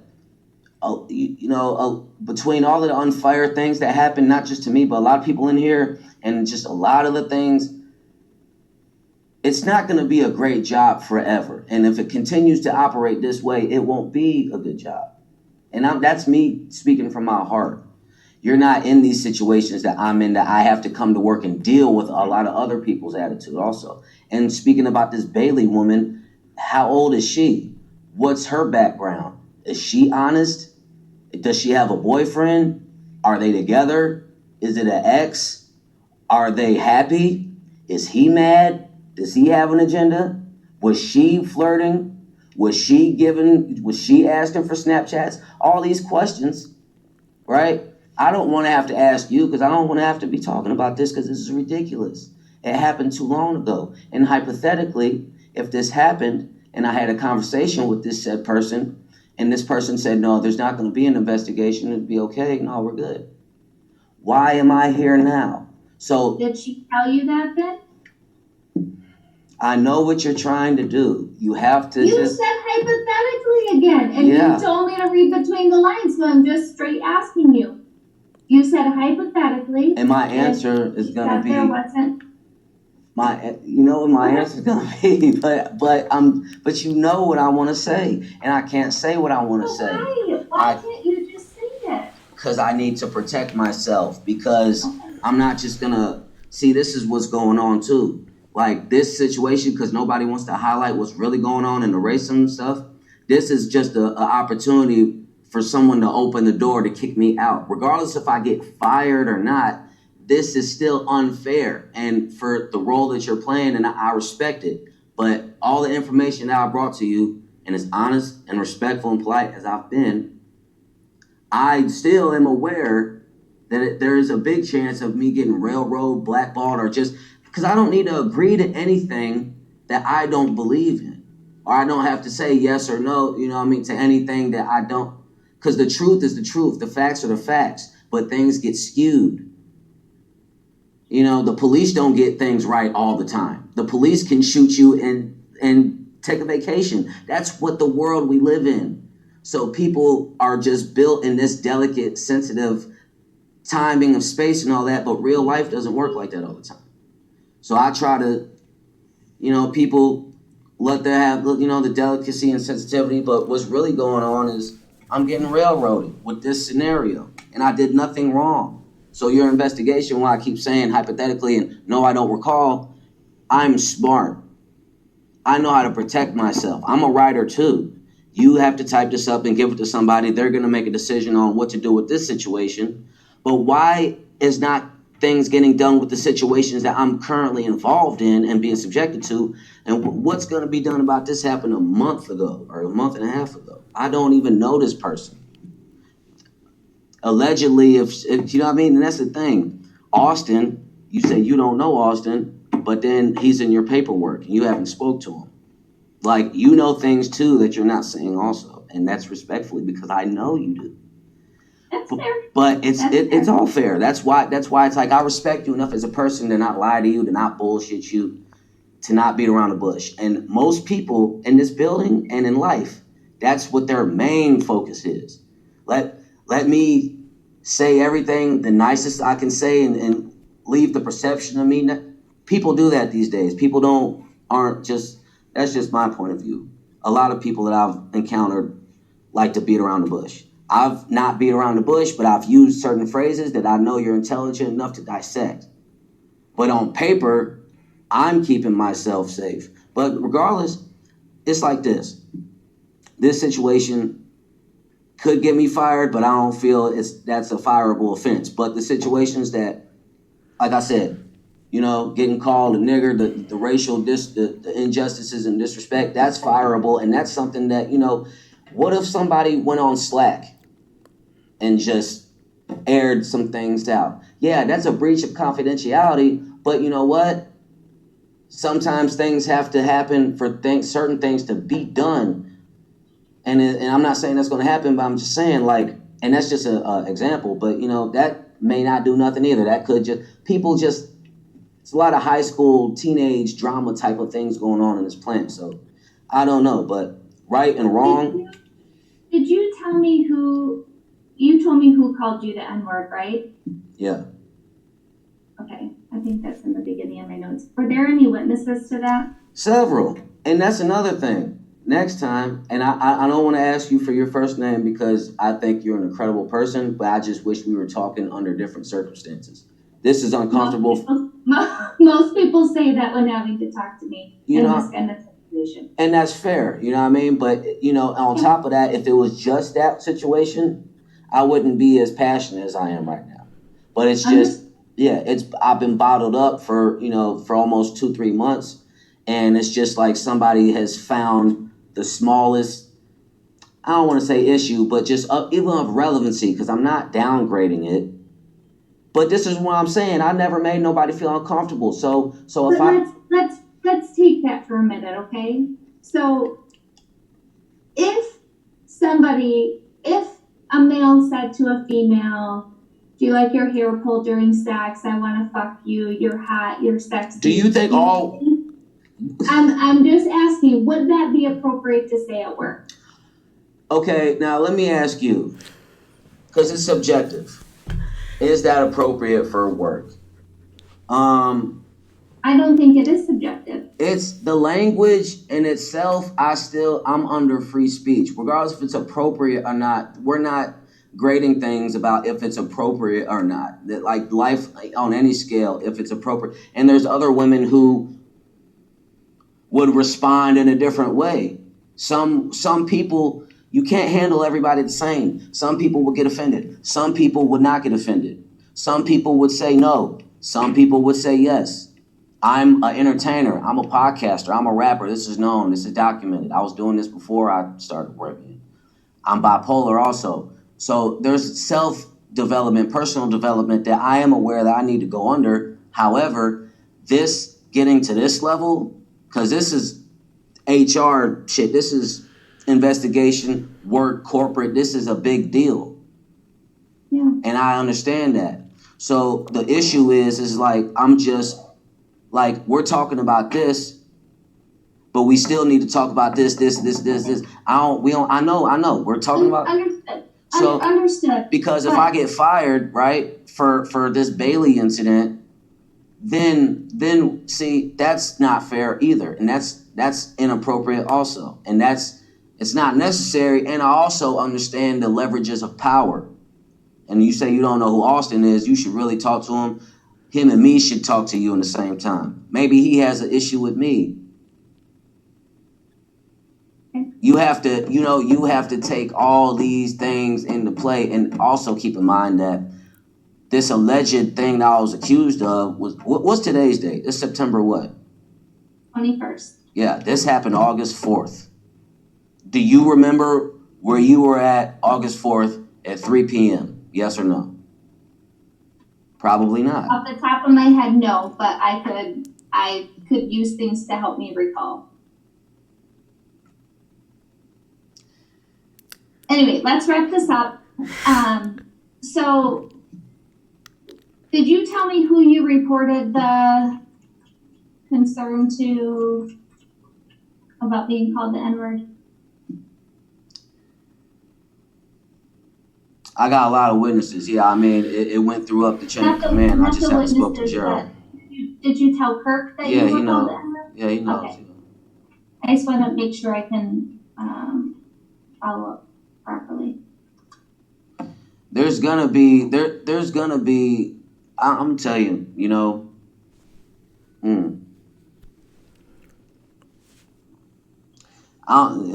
I think it's better to really get everybody in one room, because it's confidentiality. Like, there's a lot of lies. I just say it like that. Like, there's a lot of lies. So whatever. And we won't. Just so you know, I will never pull multiple people in a room together. We do interviews one-on-one. That's just difficult though when you want to find the facts and you got 6 different stories and whatever adds up and this and that. Some things just don't make sense. But like, getting back to that situation, did I make anybody feel uncomfortable intentionally? No. But where it's unfair is if we're having a conversation and then 2 minutes later you say, oh, I'm being sexually harassed. Oh, I don't even mention the fact that I got a boyfriend. Oh, that's not fair either, is it? I mean, all of this is just an ugly mess that shouldn't even have got up to you yet. Like, or not yet, but at all. Because this, this is bad timing, and it's just like, oh, let's get him out the door. Like, for this? Seriously? Like, and I've not admitted to any guilt. So, I'm still, innocent until proven guilty. But at the same time, I'm being accused of saying things or making someone feel uncomfortable. Or what am I being accused of? Like, that's sexual harassment. But how is that harassment when it's cordial? Or not cordial, but consensual or whatever. You know what I mean? You know more about that stuff than I do. But as a man, there's a lot of testosterone and estrogen, and that collides. So, but do I have this person's phone number? No. Do I know where this person lives? No. Are we friends? No. So, like, I mean, I got enough stuff that I'm dealing with at this job. I don't have time to dwell on Bailey. I don't even know who this woman is. Like, so, especially something that, whatever, something that was allegedly said on August 4th. But it's not that serious. But what are we gonna do about here is that so once I complete my investigation, if any part of the allegations are substantiated, then I have a call with 2 levels of your management, people partner, and I always have an attorney who is tied to me with any investigation that I do. But you're gonna lead with this one, and you're not gonna include these things that I just told you. You're just gonna lead with this Bailey thing. You're not gonna sum up. Just like, is it okay for me to be called the N-word after I leave when I go back down to the body? Did you hear anything that I said to you during the investigation when you gave me your concerns? What did I tell you? Those will be looked into as well, okay? We have a process, but they will be looked into, okay? No, it is not okay for you to be called an N-word. That violates company policy. And I will look into it, and I will see if that's for me to investigate, or my team, or if it goes to a different department, okay? But that is now part of my investigation to ensure someone is looking into it, okay? Second question, last thing, and I'm not trying to upset you, so I'm not trying to upset you. Okay. Okay. Last thing, damn it. I just forgot it.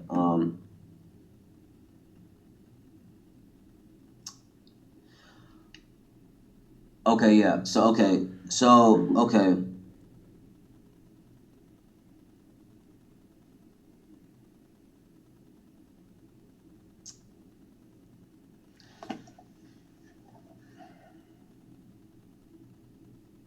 To add to your investigation. Okay.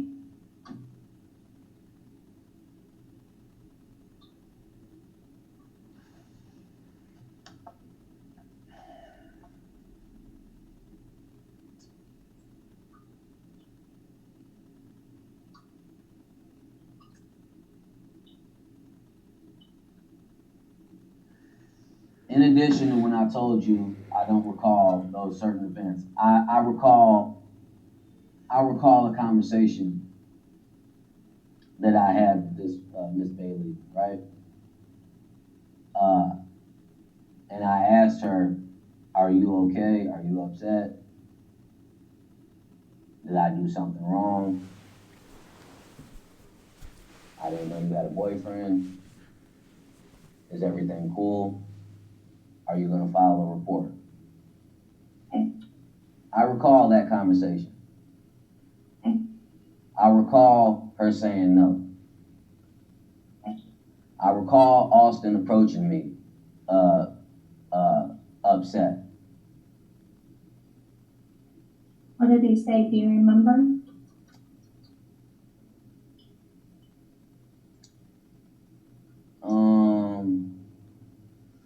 Not verbatim, but he pulled up really upset.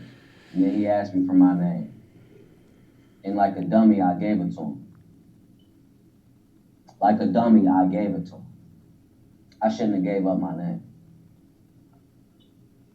I knew that, but I didn't. Did he say anything else to you? Oh, he wanted to leave, and I said, "Hold on, what's going on?"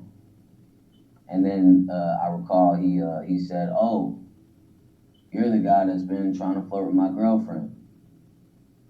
I said, "Oh, my bad. I didn't know she had a boyfriend. Sorry." Like, honestly. Then I recall "Oh, yeah, man, you can't talk to girls in any kind of way. She's gonna report you." I said, "Oh." So I recall that part. I don't know what date that happened. Okay. But I also recall a second, I don't want to say confrontation. This was more recently. I don't remember what day it was. It was sometime last week or something. I recall as I was clocking out, I seen him and I approached him and I wanted to talk to him. I wanted to just have a man-to-man conversation to say, like, hey, like, because it was allegedly some time had gone by or whatever. I wanted to, really nothing I could say or apologize to him or whatever, but I just kind of wanted to not tell them I'm sorry, but just kind of get that, address that tension that was in between us, and just let them know, like, hey, like, we don't need no tension. But he wasn't having none of that. He just said he has no desire to talk to me. So, again, and I it's not even so much for me. It's my respect that I got for you. Just since we started speaking all that, is why I said that. But yeah, so I included that. But just to reiterate, when I use words like I don't recall and allegedly and hypothetically, when I use words like that,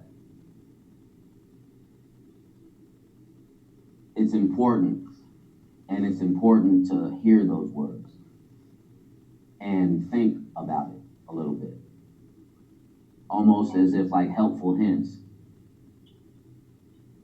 I mean, I could have just winked my eye or something, but you know what I mean? Like it's like I'm in the hot seat right now, but I shouldn't be. And this situation, am I a flirt? I've been told I've been a flirt. Do I recall every single thing I say? No. Could have been a possibility that I, whatever. I don't know. Maybe not. You got to be careful when you speak and this and that. But you have to, when things get documented, you have to be careful. But all I know for a fact is that I didn't. It wasn't.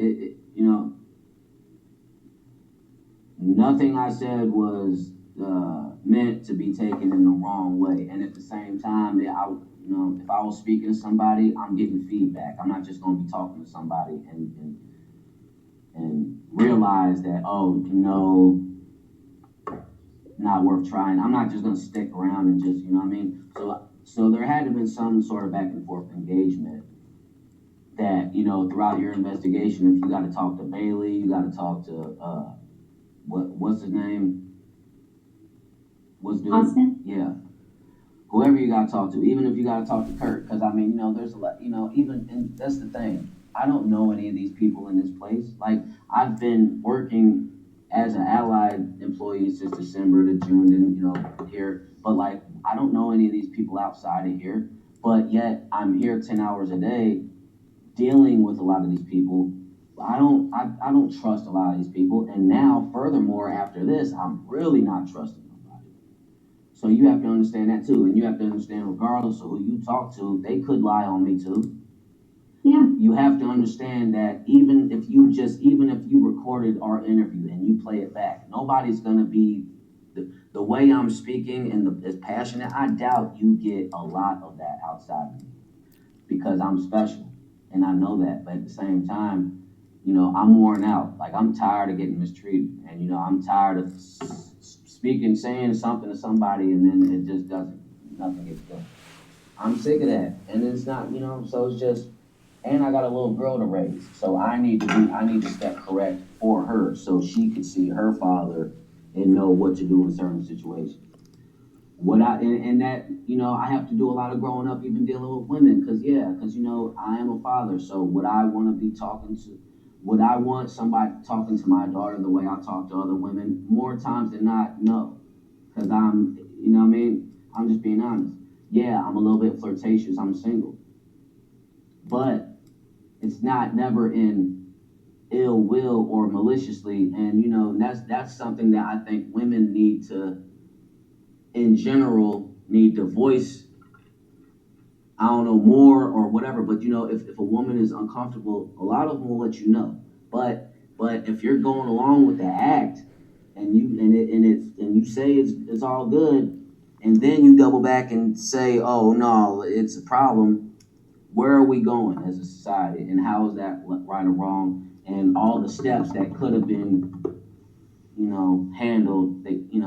Situation like this, you have to understand, like, there's more ins and outs to this. And as far as, like I said, everything that I said that you documented that I said I don't recall. The things that I recalled, I recall. But yeah, Thank you for that. If the allegations are unsubstantiated, I will send you an email and let you know.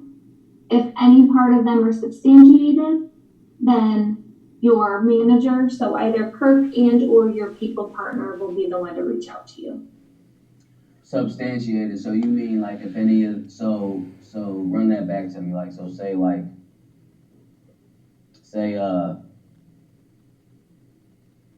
cause okay, so I've told you everything I've said, but like break that down for me, like substantial, like proven. Does that mean like like or in a sense because this is what I'm telling you off the record.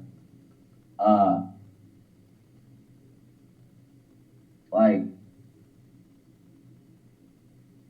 like do people know about this scenario situation? Yeah, I've already spoken to some. You know what I mean? This situation has already been addressed and never really should have gotten to you or this late. But yeah, I've been under the impression that there was gonna be no investigation, that everything was cool. So I'm telling you that because, and you can even see that I'm opening up a little bit more and more and more and getting a little bit more direct with you is because like I don't want to waste time. Like if you feel, I want you to be honest with me and tell me like because look, did I say something to her or whatever? Did I make them comments? Regardless if I did or not, you have to understand that in the moment, whatever I was saying, even if you could pull camera audio, in the moment what I was saying, it never looked like she had a problem with it. It was only after the fact when Austin approached me, which that night I ended up leaving early. I used PSSL because the way he pulled up on me made me feel uncomfortable, and I'm bipolar. And you know what I mean? Like it's like, nobody wants to get violent. And in that situation, I felt it was best I should leave work because he was too bothered. I wasn't gonna put no hands on him, but it wasn't my girlfriend. And I'm 30. They're probably in their 20s, not grown up yet, not lived life yet. Probably still believe in puppy love and all that stuff. Like so, you know, things like that matter. But then at the same time, as honest as I've been with you, and now we're having this investigation after the fact that I've spoken to an allied supervisor, my own bosses, after I've been, backtracked and spoke to different team leads. Because when the initial incident happened, when he pulled up on me, I felt bad because I didn't know. I didn't know anything. I didn't know she had a boyfriend. I didn't know she was uncomfortable. None of that. She was all flirty, smiling in my face. But that happened on August 4th, right? So that situation got addressed within that week. Okay. So, You mean addressed by the conversation with Austin and then Bailey telling you she wasn't going to report it? I spoke to Bailey first. Okay. I mean, you know what I mean? Like after that happened or whatever, or whatever was alleged happened, then he pulled up on me the next day. I spoke to her. I apologized. Said, hey, like I didn't mean to come. Like that was just a weird situation for everybody to be in. But that just goes to show you how a lot of insecure men are, and that he's the one that's she's gonna write a report. I asked her, she said no. But then recently, maybe you know what I think? I think a couple of days ago when I walked to him, I wanted to talk to him. I think that either re-triggered him, and he was get a report. I don't know what happened because I know for a fact though that it doesn't take that long. Like that happened August 4th. So if it was really an issue, it does not take that long to get me here to have this talk with you about it. And that's way too long. That's inappropriate. But in the same time, in between time and in the timeline, I've had all these things that's been happening to me that, that is the bigger picture in the address. And I'm not saying it because it's me or I'm not trying to make a pity party or sympathy or none of that. You could on the scale you can notice, okay, being called an N-word is a little bit more, or just even like just there's a lot of things that I want to tell you that I can't word it right or you don't see. So it's just not going to be as effective. So I don't even want to bring it up. But there's a lot of things going on. So it's like, do I really want to be with this company? Do I want to talk to somebody in HR? Because my partner, like I said, I was working yesterday with a mechanical accident happened, and it wasn't my fault, but I feel somewhat responsible because it's a mechanical error. But it's one of the things. I thought this person died. The crane hit her in the head. She knocked off, and like I'm standing there right there, like holding her hand and shit. I thought I killed somebody yesterday or the day before. Yeah, and that you haven't heard nothing about that yet, but it's not confidential. People in the plant are already. That wouldn't come to my team. That would go to a different team. Oh, but okay, fair. That's fair, but I don't know that. But then it's like but people are already making jokes about it, and then they're trying to twist it and joke at me and saying things to me that is uncomfortable. It's like and making light of that accident. And it's, oh yeah, look at him, yeah, he's a killer, yeah, don't call him. Like that's not cool. Like that. I've used half of my PSSL just by leaving shifts early when the machine stopped running or we're waiting for a long time. And now I'm in a jam because now I don't have any PSSL. I'm not, I missed 2 days being sick, but the rest of them 20 hours because I got 40 because I got here in July. And now, we were thinking we were going to get 80 next year. That's been changed to 40. So there's a lot of things in this company and people that you and your staff and your boss should just audit and come through and look. I don't know who else to talk to. I got to sit down with Gerald. I'm tired of talking to Kurt. I'm tired of talking to Cornell. Gerald, Kirk's boss? Yeah. So, listen, do you know who your people partner is? I only get one. Do I only have one or is it like three? Well, you had one, but she left the company. You have a new one. Do you check your Slack? I have two phones, and my first phone is getting fixed, and that's what Slack's on. So I haven't been able to get on it because the way it's set up. But then on top of that, I've purchased uniforms, but I can't get them because I'm just not. They're only open from like 7 to 3. I'm off at 5, and I don't. Like I told you, my car caught on fire recently, so I'm been wanting to get my uniform. This is just an issue, and I'm not going to ramble on, but just to so yeah, they got the issue. They got the uniforms down there in the cage, and I've asked like, hey, can somebody just come get my uniforms, bring them to Kurt's desk, so I don't have to. They want me to come here. They say, oh, they can't do that. We don't do that. You can do that. You can let my supervisor bring my uniforms to his desk so I don't have to wait until 7 o'clock in the morning or try to get here to, beat them before. Because I clock in at 6:30. But that's just an example. It's just one of them. It's one of them things that, you play by the rules. But that's just an example. But, okay. But it's just like, as So let me ask you this. When I am done with all this, I'm going to have some of your concerns, right? Like the... I think I want to, after this, to be honest with you, I don't want to cut you off, but to be honest with you, I think what I want to do is, and you know what? Because it's like, a lot of these things that's been happening to me in this last month really been eye-opening, and like I said, with time management and this and that, and PSSL and write-ups. I got one verbal write-up. I think you get up to like 4 or 5. But just be honest with me because this is what I'm saying. And I think our conversation kind of at first like it was whatever, like we were kind of feeling each other out. I think now we're a little bit more calm, or you have a little bit more of an understanding of like where I'm coming from. So that's good. But after we're done, I feel like I want to clock out and go home and take that write-up. That's what I feel like I want to do. Now I'm not saying I'm going to do that. That's how I felt yesterday because I got confronted a couple of times yesterday.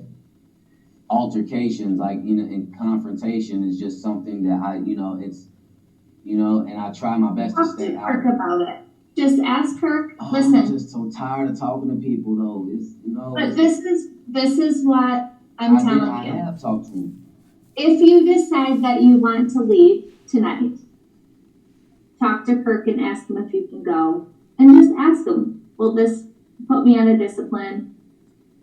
And he'll be honest with you if it is. Okay. Well, it'll probably be. This is the thing. See, this is the thing. But the other issues, there are some things that fall in my bucket, but there's some things that fall into your people partner's bucket. Yeah, I don't know who my people partners are. I think like Kelsey, if she's still here, or Ashley, but I don't know. I'm not. Don't know none of the No, her name is Kristen. But what I'll do is I'll ask her if she can partner with you. After I divvy out, okay, I'll divvy out, this is my bucket, this is Kristen's bucket. I'm going to have her reach out to you, and then that way, if there's other things, jot them down so that you have them ready. My E-Trade, my 401k, my life insurance, there's a couple of things I have to go over with them to get all on the same page with. So, and write all that down, okay? Yeah, I will. Okay. But her name is Kristen, so I'll have her reach out to you. Now, it's not going to be this week. It's probably not going to be next week, because I want to be able to go through everything that we said. And when I close out the case, I'm going to give her a list of things that I need her to follow. What's your name? Can I, what's your name? Isn't it on my thing? Don't you see it on the bottom? No. Kara. My name is Kara. Kara, okay. Oh, yeah. That's crazy that your name is the name. I know, and you said it. Yeah, you said it. I didn't know that was your name. That's all right. About you or something. So I'm gonna give her a list though. So once I close out this case, regardless of what happens, I will have a list of things that I'm gonna ask Kristen to follow up on. Okay. And like I said, I didn't know it was gonna be, what I mean? Cause not to say I cut the bullshit, but yeah, I know what I was doing with the hypothetical and all that stuff. So, but to be more open, yeah. We had a conversation. I was flirting. It wasn't harmful. She was responsive and smiling it and all of that. And there was some people around in there. That's why I was saying, and I'm for security. That's why I'm saying just pull the cameras and the audio, because I don't remember literally what I said. But some of the stuff that you read back to me, does it sound like something I might say? If I feel like I can say it, maybe not, maybe no. So, but whether I'm not admitting to anything or admitting to guilt, I'm just saying that I never thought this was going to get to this level. I spoke to a whole bunch of people. So this feels like this is like a second round, or like a get. Understand. And then the problem is with Austin and Bailey, or Austin, because I don't have a problem with him. He's got a problem with me, and he works in the body department, which I'm also in too. So anytime he's there, he's just mugging me and all that. I'm uncomfortable with that too, and I'm bipolar, and I know how to fight. Nobody wants to do any workplace violence stuff, but I'm just saying, I'm grown. I'm 31. He's probably in his 20s. He's not grown. Whatever he does, we're just in two different places of life, and I've had, I'm former military. I've been involved with the law. I've had trouble with the law. I've gone through things. I've done very well for myself over these last couple of years, but at the same time, I'm very well aware, and I don't want somebody to just smile at me, tell me everything's going to be okay, and then come and find out I'm getting fired. If you think I'm getting fired, let me know so I can go on Indeed. I honestly don't know that, because I'm really not part of those conversations. So what else could be done though? What else could be done though that wasn't already established back when I had to talk to her though? Because what can you tell me to do?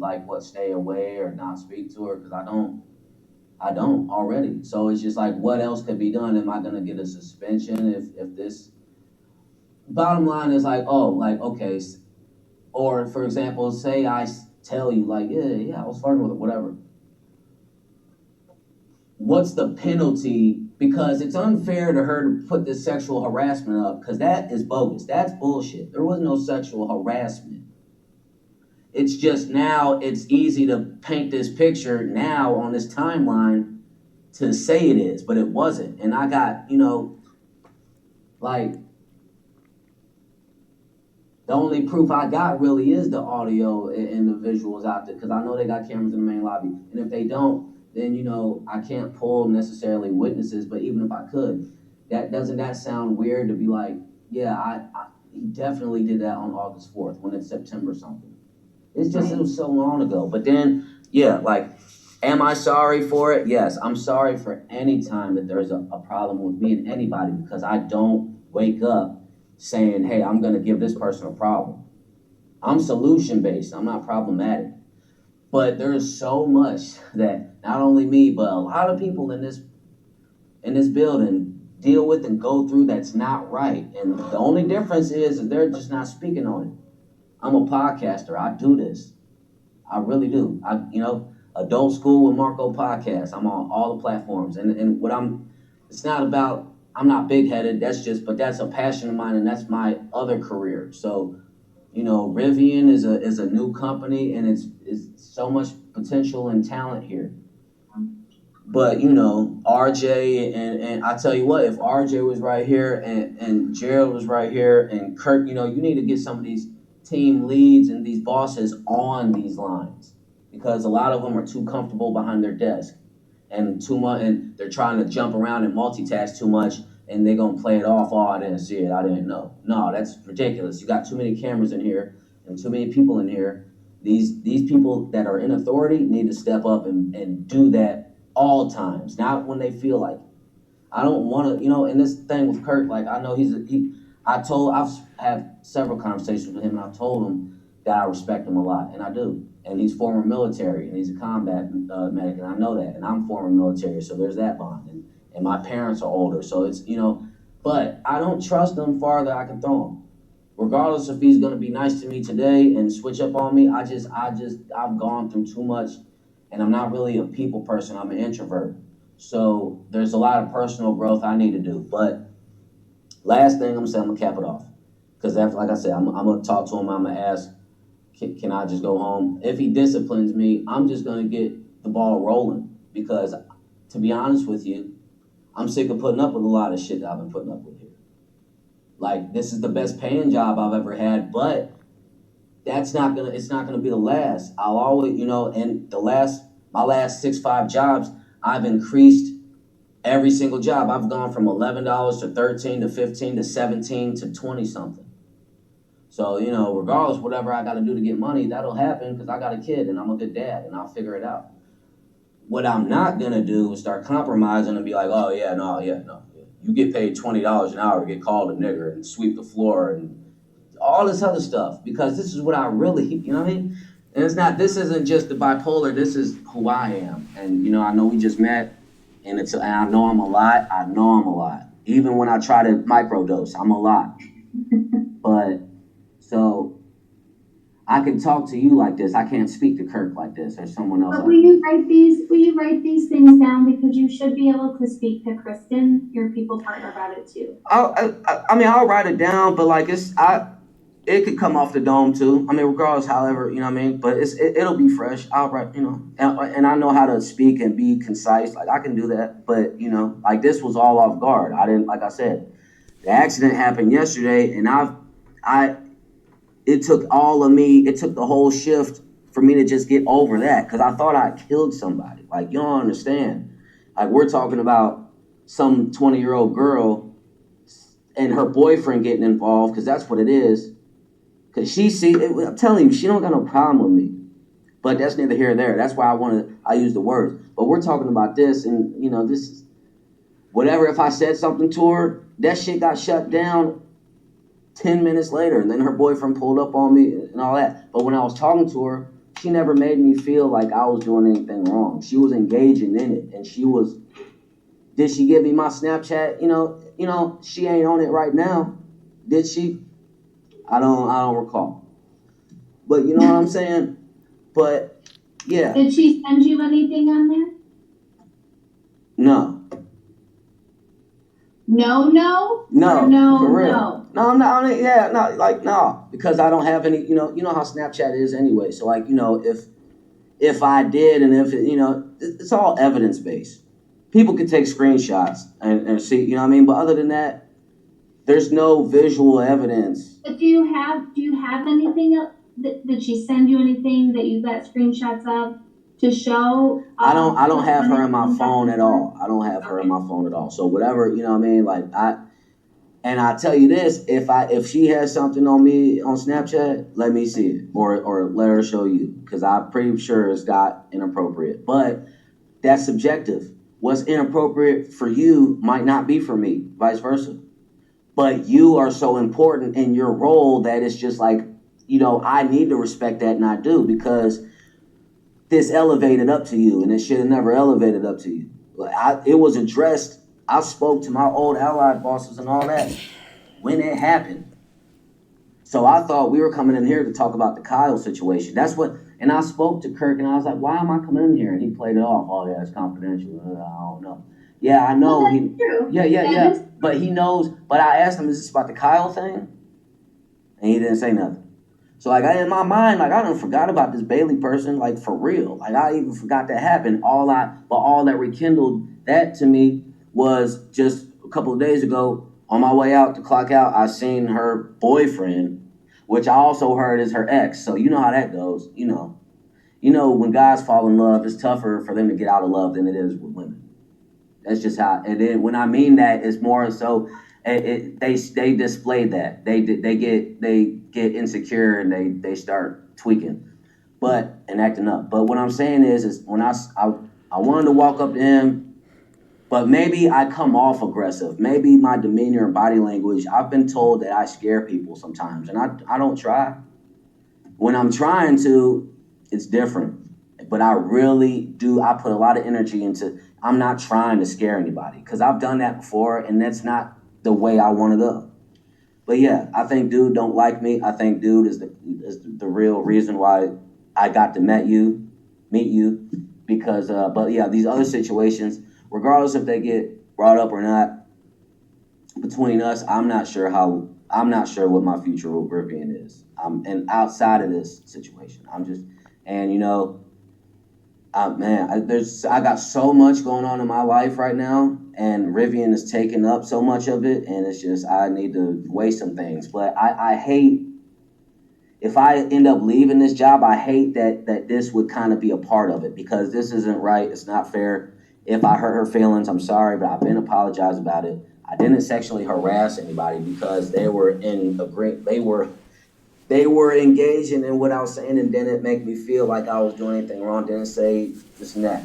So that right there really softens up that sexual harassment, especially after I'm telling you these other situations that I'm enduring that are more important than this situation. One question for you. Do you do any part of your podcast while at work? Do you record your podcast while at work? That's an interesting question. Well, is that coming out of left field or? No, I forgot to put it down as a question. It's an allegation that came up that you use company time to do your podcast. How many allegations is on me? God damn. Are we writing a book about me right now? I forgot to ask you. Do you record your podcast while at work? Do I get to talk to these people? No. But I need you to answer the question. Yeah. Do I? No, I don't recall. But you know what? I know people do their homework and in-depth research. So, and I know all this hearsay and all these allegations. And I know I could tell you anything, and this is the thing. Like I'm being honest. Do you do it while you're on the line? I didn't even give you my first answer. Oh, but you did, because you said no, I don't recall. Right. And then you're saying I know people do other things. So if you are doing it at work, do you do it on the line? Do you do it on your lunch break? Do you do it at... I record when I'm alone. I don't, yeah, but like, you know, it's funny that you said that during company time. Like, you know, people could think like, you know, if I'm on my phone or something, people might think that I'm doing that, or people might, whatever. I don't know all these allegations though. I wanted to ask you, so I'm glad that. There's so many allegations that you know about me that I don't. So that's more uncomfortable for me too, because it's like, man. And then, you know, like, I don't know, like, you know, I'll just put it to you like this. I'm not a robot. I don't do everything perfectly. And we just found out robots don't do everything perfectly. But, you know, I'll say this. Whatever it is that I do that's a problem, when it's a, you know, if it's a problem, then somebody will address it and it'll be stopped. But at the same time, and I'm saying too much and not giving you a real like concrete answer. So I'll just say no, I don't recall. But I mean, this is just bullshit. Like, and not from you, but just, I'm sorry, I'm getting flustered. I'm sorry.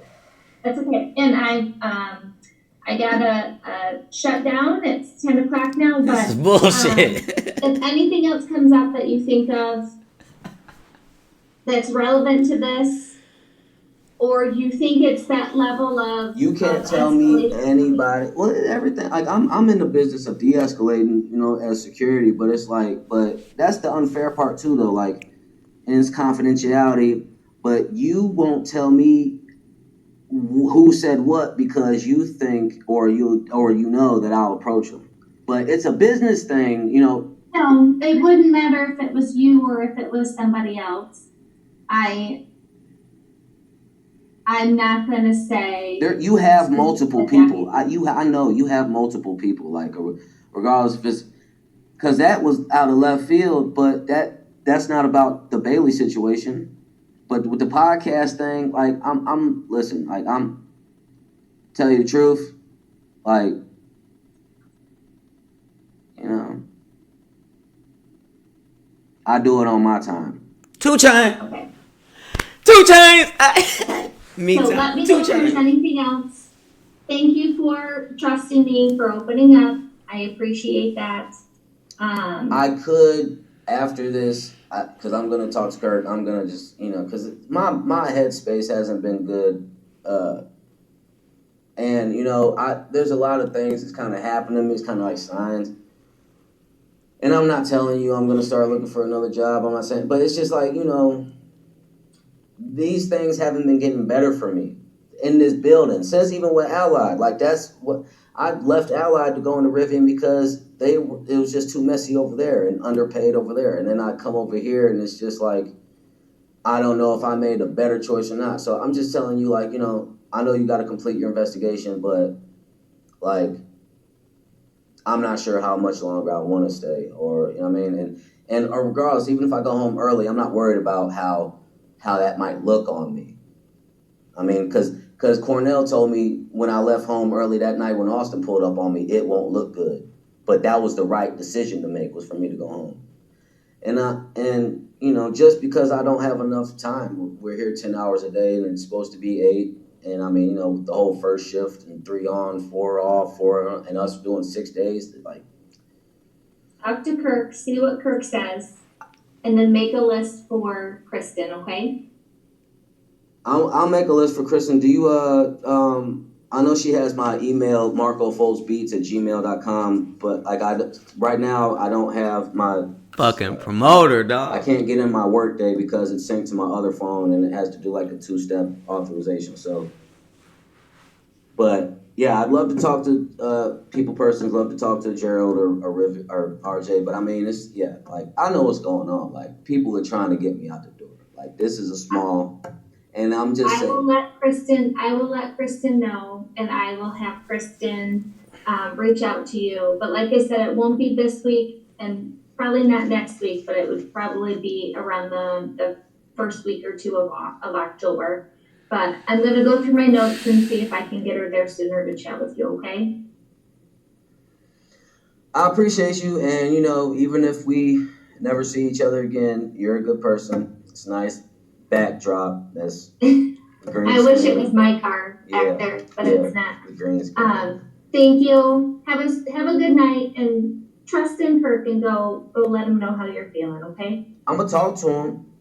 Okay. But the trust, I'm gonna talk to him because I know he's not a bad guy, but it's just, before I go, like I said, it's ridiculous that we've been speaking about this Bailey issue because I know Austin and Kirk are cool too. I see him fist bump and dap, and I know whatever the Bailey situation, but I know I know we both know that since it happened that long ago, and boom, something would have been done. It didn't get done. I thought everything was cool. I was told everything was going to be cool, even from my allied supervisors. No, there's going to be no report. So this report must be new, and it must be new. It's just backtracked from forth, but it's got to be from, and I don't know why, but it's that kid Austin. Like, he don't like me, and I understand it if I was in his shoes, but that's why I choose to be single. A lot of women are promiscuous. It is what it is. It's not, some people beat around the bush, though, and people act like, everything's peaches and cream and everything is utopia. No. But it is what it is. So I get how he would be upset, and I get and understand how he would want to get me fired or whatever. I get that. I got it in my notes. But regardless what happens to me, I'm going to be fine. I just want you to know. And I appreciate you. You know what I mean? And you can use this as an example. Like, I could be a martyr. You might have situations else that come like this, but men and women flirt in this factory. The sexual harassment is a big word, but it beams up when somebody is upset. And when someone's upset at you, it changes a lot of narratives. Nobody was upset with me when I was saying, but it is what it is. So I appreciate it. It is a big word. All right, go talk to Kurt and have a good night, okay? Okay, thanks, Kara. Thanks, Marcus. Take care. Bye-bye. What? Huh? Adult School with Marco podcast. The trillest, realest school in America. And today, I just defended myself. Because you feel me? Motherfuckers trying to, hey, listen. Let's get to some important shit. I love you, Dad. Miss you. Miss you. Hopefully see you soon. Better see you soon. Bye. Bye. Dad. I love you, Dad. Miss you. Miss you. Hopefully see you soon. Better see you soon. Bye. Bye. Dad. I love you, Dad. This beautiful you. little girl. Hopefully see you soon. Better see you soon. Bye. Bye. I had made plans to see my baby girl last Saturday, take her to the zoo. Motherfuckers got me at work in Rivian when we supposed to be off every other Saturday. That's some bullshit too. And, now that I done played an interview, I'm going to pop some of my shit before I dip off because we coming up on 3 hours. Shouts out to y'all that's still watching and shit and fucking with it. Shouts out to everybody that made it through the whole audio thing because it's real shit. I'm speaking on real shit. I'm a real one. So this ain't for this fake shit. I ain't into fake views. I ain't finna fake it till I make it. I'm a superstar when I open my eyes and when I close them. And in between time, I'm in the sky. So you know what I mean? I'm a superstar. Pop my shit. Because motherfuckers make me feel a big way when they taking time away from my daughter. The little time that I can get and motherfuckers will take that away from me, man. Ain't no job worth that. If you a single parent and you got kids, hey, shorty, prioritize. You know what I'm saying? Motherfucker definitely need to have a roof over your head. Boom. Outside of that, you know what I'm saying? And if you in your kid's life, hey, they need that time. I understand, yeah, motherfuckers need to have jobs and make money and shit to provide. Of course, that's natural. But prioritizing your time and money is key. My daughter, 3 years old, she only gonna be a child for so long. By the time she's 16, she gonna be getting her own money. That's merch. I'll put that shit on whatever, you know what I mean? Off of my influence alone and her and just off of her talents and skill sets alone, my daughter gonna be getting money. Fuck you talking about? I'm gonna show my daughter how to thumb through a bankroll before she's 5. Like, stop playing. That's what I'm on. What you do with your children, what you do with your daughters, ain't my business. But, you know, like, I miss you, Dad. Like, man, motherfuckers don't understand. Daddy, see you soon. Bye. Bye. Motherfuckers that's really rocking with my podcast could go back episodes ago. And you remember when I had that OP on me? And remember when me and my baby mama wasn't clicking? And motherfucker, me and my baby mama been clicking for a minute. We been getting along. I've been standing on my 10 toes. I got a baby mama that got a baby daddy with 2 other sons, and he care about one of them. I ain't trying to put all this business out, but that's documented. Motherfuckers know what it is. I ain't lying. I ain't speaking on shit I don't know. Ask him. Fuck. And this motherfucker, I guess, just got hired on at Rivian. And, man, I don't... Look, man, you ain't finna put me around too many people that I don't like because it's just mixing wrong ingredients that don't need to be together in the pot. You feel me? Like, fuck, like... I'm trying to live long as a dad. I don't give no interest in living long as a such and such employee or such and such worker. I want to be a father. I just got back to being a father. I had a OP on me for 2 years. Was on some bogus bullshit and it finally got dropped and all this shit. But I had to endure emotional, spiritual, physical, emotional pain. 2 years. My daughter just turned 3. At 6 months, my daughter said her first words, and they was dad, dad, dad, dad, dad, dad. Like, can't nobody tell me about the love that I have for my child and the lengths that I'll jump for pole vault for my child. So, you know, you got to take that in consideration. Motherfuckers talking about, yeah, you know, go to work, it's a good job, oh yeah, suck it up, deal with it. Man, that ain't no good look for me or my shorty. And I ain't even seeing imagine if I had my daughter living with me.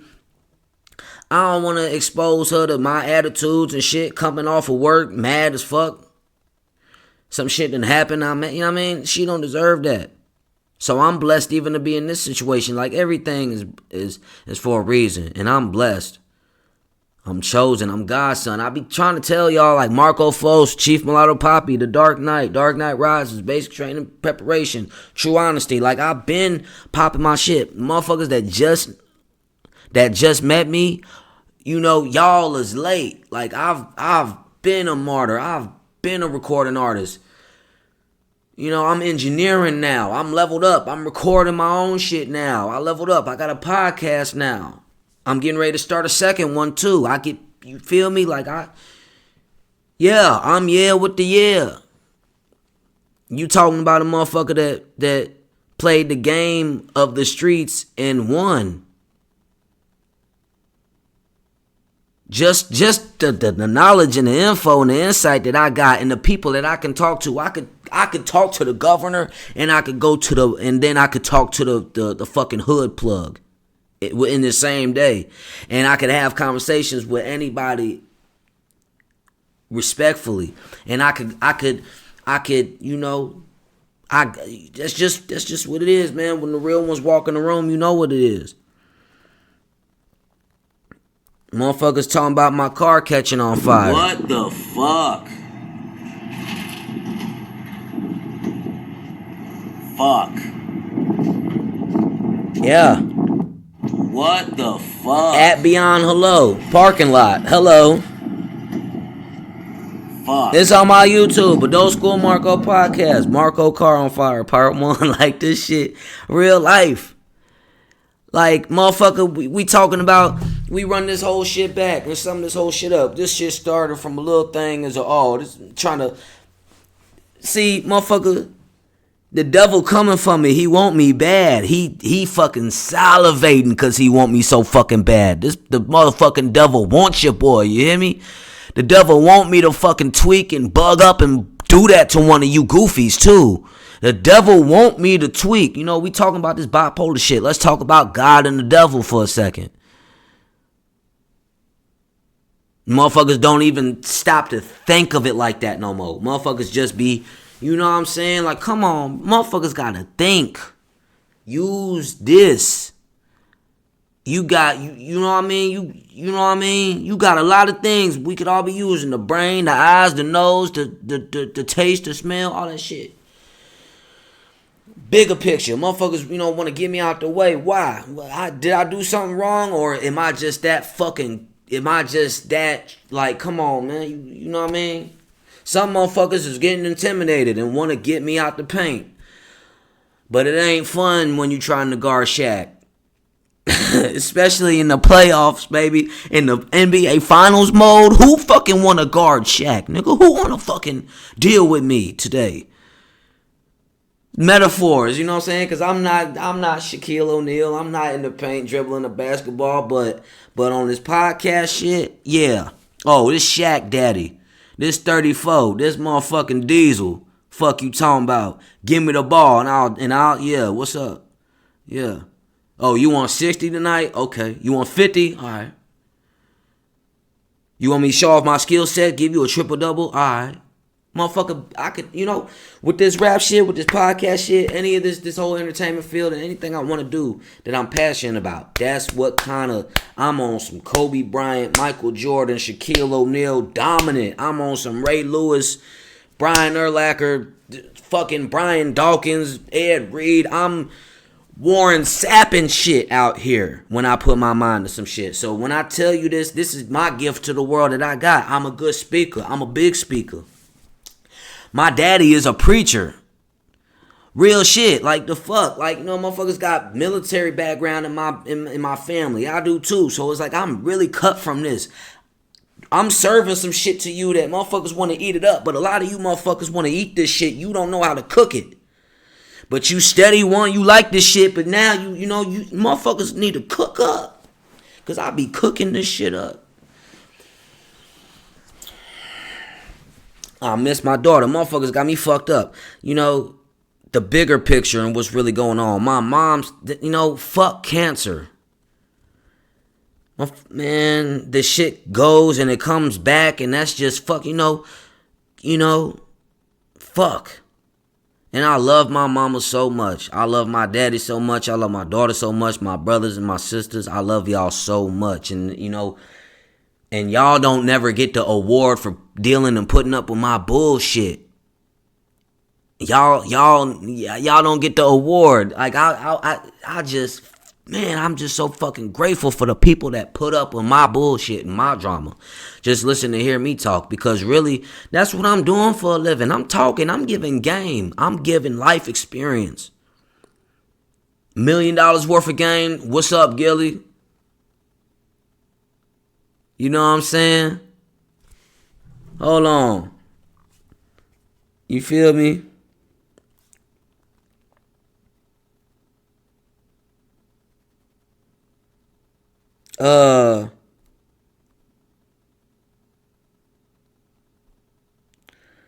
Goddamn.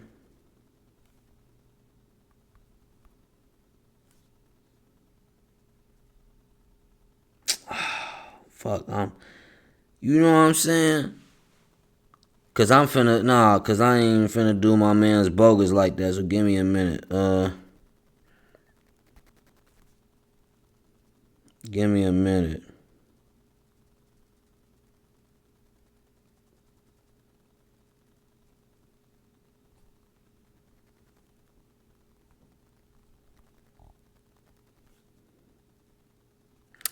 Gilly, hey, motherfuckers used to, okay, it say different. Hey, Gilly, Wallow, hey, motherfucker, $1 million worth of game. Let me get some of that.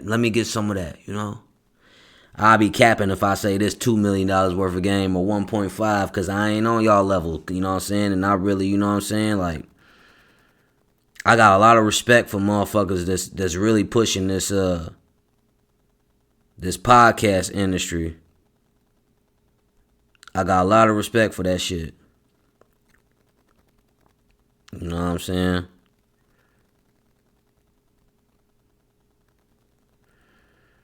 And you know. Hold on one second. I'm editing my resume because I might you know, I might have to go with my move before motherfuckers think that they gonna go with their move. And regardless, this shit might change. God might interject some stuff and make some corrections and shit, and you know, I might stay with Rivian.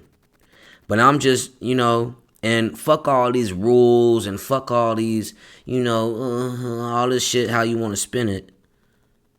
You know, like, you know, I'm standing up for myself. We come for, being minorities and just, you know what I'm saying, and coming from slavery and, you know, coming from times where people would hose you down with, you know, fire hoses, and people, you know, coming from times people lynching people and hanging people on trees and burning crosses, and, you know, coming from a country and a world and a nation where, you know, all of that is acceptable, that the KKK is still around. You understand? You know, man.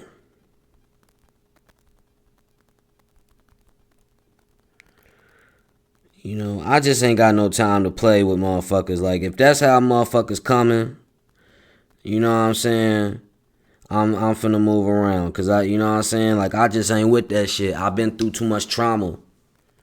I've been in the streets too long. And I ain't even in the streets right now. But you know what I'm saying? It is what it is. Like, I've been exposed to that. I hear people say, you know what I'm saying? Oh, yeah, I'm a real street nigga. I'm real. I'm you know, to my core, I'm a street nigga. Well, how? And then on top of that, like, you know, what is a street nigga, and what are we glorifying right now, and, you know, what's going on right now, you know? I'm trying to continue to build the man that I envision myself to be, the man that I want to be and need to be. You know, I'm still, you know, personal development, you know? I'm not who I want to be yet. Yeah, you know what I mean? And, you know, and if you know, the job isn't done. So it's like, you know,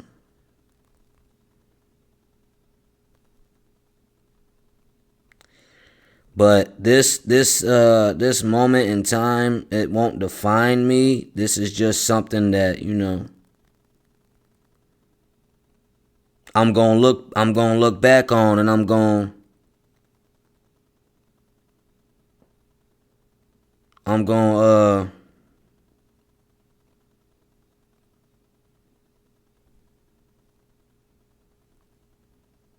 just going to remember, you know what I'm saying? Like,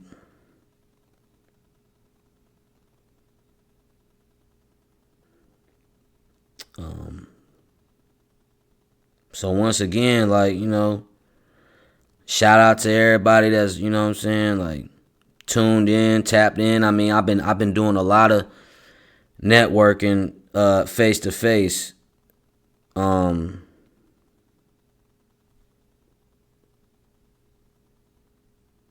know, I've been doing a lot.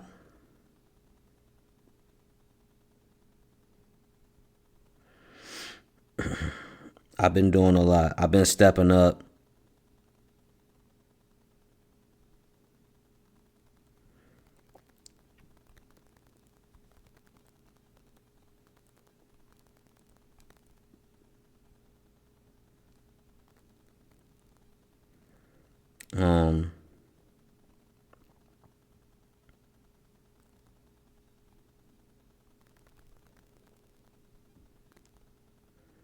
Been stepping up to the plate.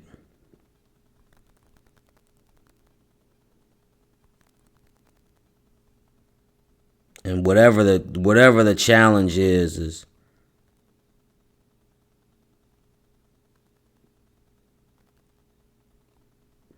whatever the challenge is, you know, I'm at it. You know, I ain't, you know, You know. What that old coach say, you don't, you play the game to win,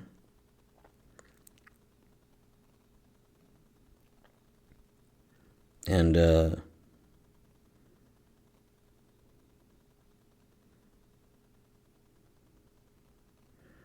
yeah, man. I'm proud of myself, and I've been hearing that too from people. They proud of me too because, not only the fact that I stood up for some people, and I stood up and I was solution based. Cause you gotta understand too, it's people that, the people that I'm standing up for, take in consideration their feelings and what they going through and what they dealing with, And I'm just shedding light on these things cause you know what I'm saying, like, it needs to be said. People pussyfooting around too much, not addressing shit, dressing shit half-ass, all type of shit, And money isn't everything. It really is not. Money can't buy you happiness. And on top of that, you got to remember too, any money that you getting, so is the government.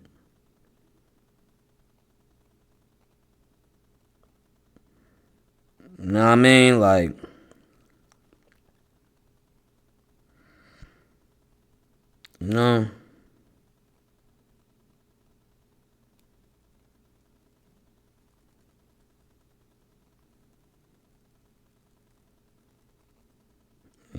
shit just, it's crazy. Then motherfuckers talking about Illinois and all these different rules. And then, what's going to happen in January. Like, gee, I was telling motherfuckers. I feel like I called this out and manifested. I was telling motherfuckers. When that Purge movie came out, I was telling motherfuckers. Like, damn. You know what I'm saying? Like, this shit be some real life shit. You gotta watch out.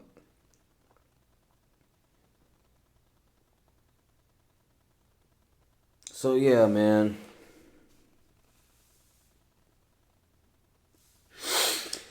I'm gonna play like 2-3 songs probably. I'm putting in some apps right now just in the event. And I'm documenting this too because this is on YouTube. This is on my podcast. This is, you feel me? Like, man, and this is my life. And I'm documenting. This is what podcast is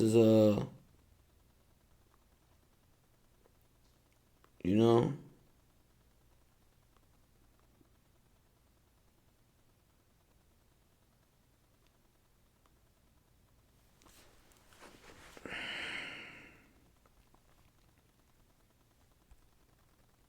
Shit, I'm putting my resume in a couple of jobs, but it's like, shit, these jobs, like, and I don't even want a job. I want to get paid for my podcast. I want to be rich. I'm trying to be like Joe Rogan level, Joe Budden level, Tom Segura, Burt Kreischer, Theo Vaughn, Bobby Lee level. These are the people that I've, I'm a fan of those guys, and. I'm getting bored with rapping, and rap, is rap, to be a rapper is one of the dangerous jobs you could be. The motherfuckers that's really out here getting money and doing all this shit, there's a lot of shit that go with that.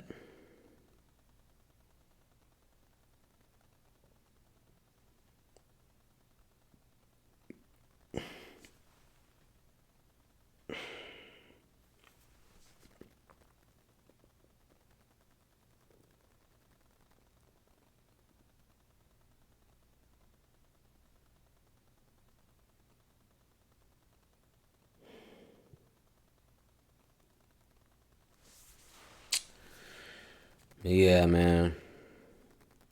A lot of these companies ain't worth it. Like, yeah, you do have to have a job, you know what I mean? But, man, that shit probably gonna change one of these days. Like,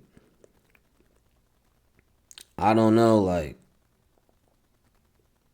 I just know, I don't know. Just like I feel like in the future, like in the next 10, 20 years, like shit, none of us might have jobs. Shit, we might all get replaced by robots. We don't know what the fuck going on. You know, in the 70s and 80s, motherfuckers were doing cartoons of the Jetsons. You know what I'm saying? The Flintstones. Now look at cars today. You know, motherfuckers got electric cars and some more shit. But, yeah. You know. I just don't want to.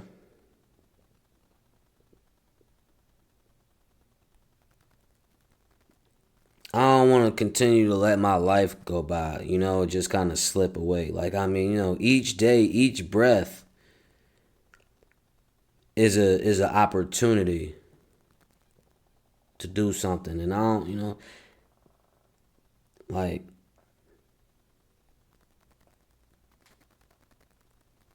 I just, you know, whatever I'm doing, I want to be engaged in it. I want to enjoy it. I don't understand these people that do stuff and they don't like it. Like, you know, whatever reasoning you have for that, you know, that's subjective, but, you know,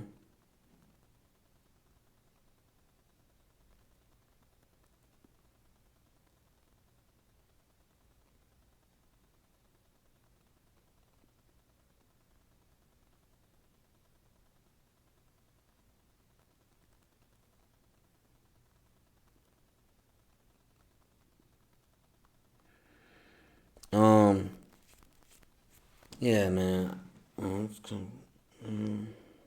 No, sure.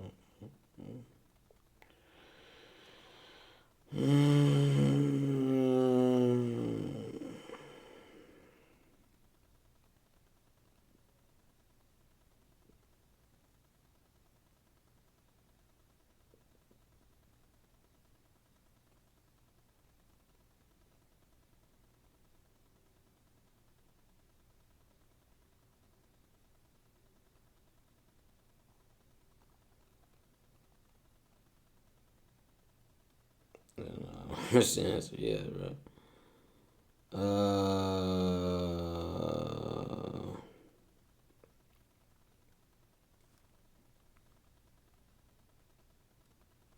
Yeah, excuse me. A lot of this is just filler. What? Oh, I'm past 3 hours. Okay, let me hurry up. All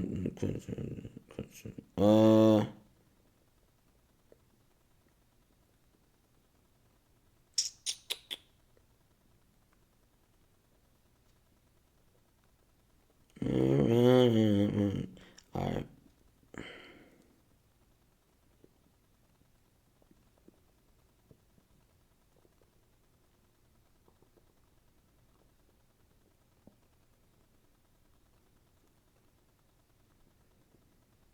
All right.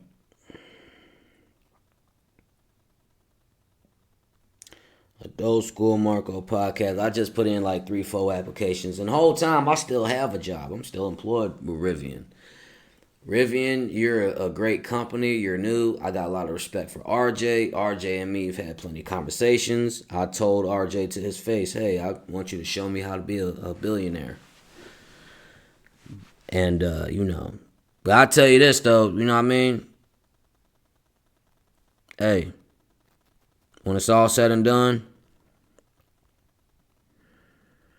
I just want to see my daughter more.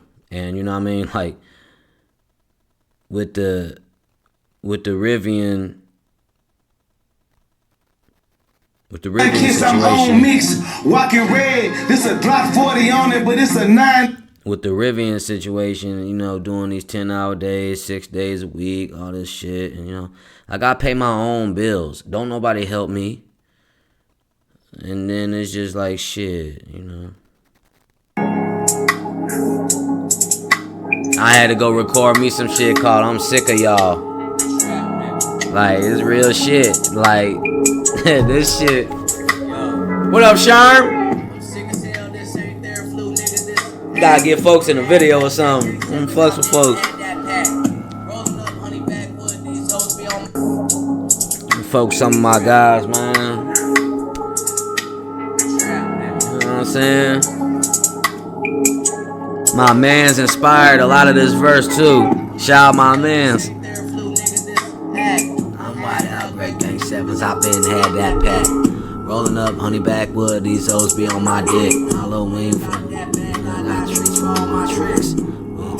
Stepping in my fly shit like ticks. Whipping, broke my hand, ice pack my wrist. I'm sick of niggas claiming God's relationships don't make sense. I save dollars, I spend cents, I save ducks, I don't save bitches.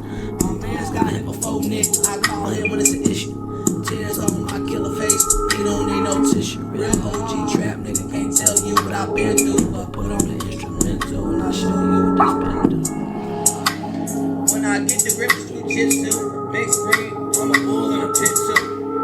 They sick as hell, I blew up when I came back in the Uber. I cross over, I dunk on them backboard without alley-oop. Football. I used to play the D-line. Niggas need to stop line for them shots fine. Leave a nigga face on the stop sign. Strike him out, I'm an umpire. Up at night, I'm a vampire. He said I'm broke, he a damn liar. I just beat another case. I just stacked another blue face. Still toes. I just spent the dub on my shoelace. I get paid every 2 weeks, I'm 2 straight. Getting money out of 2 states. Now I'm in her mouth, I'm her toothpaste. XP up the muscle. Fuck nigga, that's my brother. I still right by his side for the last 10 summers. Yeah, I miss my uncles, but I ain't fucking with my cousin. Trap nigga with the codeine, all this ain't all but tussin'. My bitch bad, she's super bad, she's super bad, I'm in love it. That's my bitch, that's her decision. I'm in the studio, I'm consistent. Ever since I had my daughter, I've been studying these women. I'm phoning my daughter, my whole reason that I'm living. Oh, bro, down.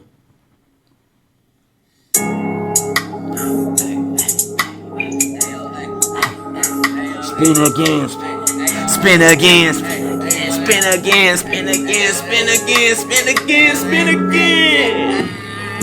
Sick as hell, my baby mama got her new nigga. My baby mama sick as hell, pick my daughter up, I was 2 bitches.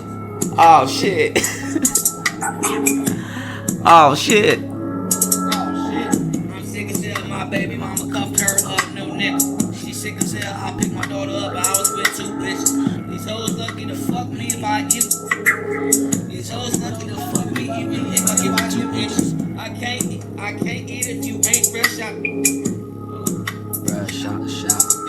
I can't eat it unless you fresh out the shower, bitch. I can't eat it unless you fresh out the shower, bitch. I can't eat it unless you fresh out the shower, bitch. I can't eat it unless you fresh out the shower, bitch. I can't eat it unless you fresh out the shower, bitch. I can't eat it unless you. Hey.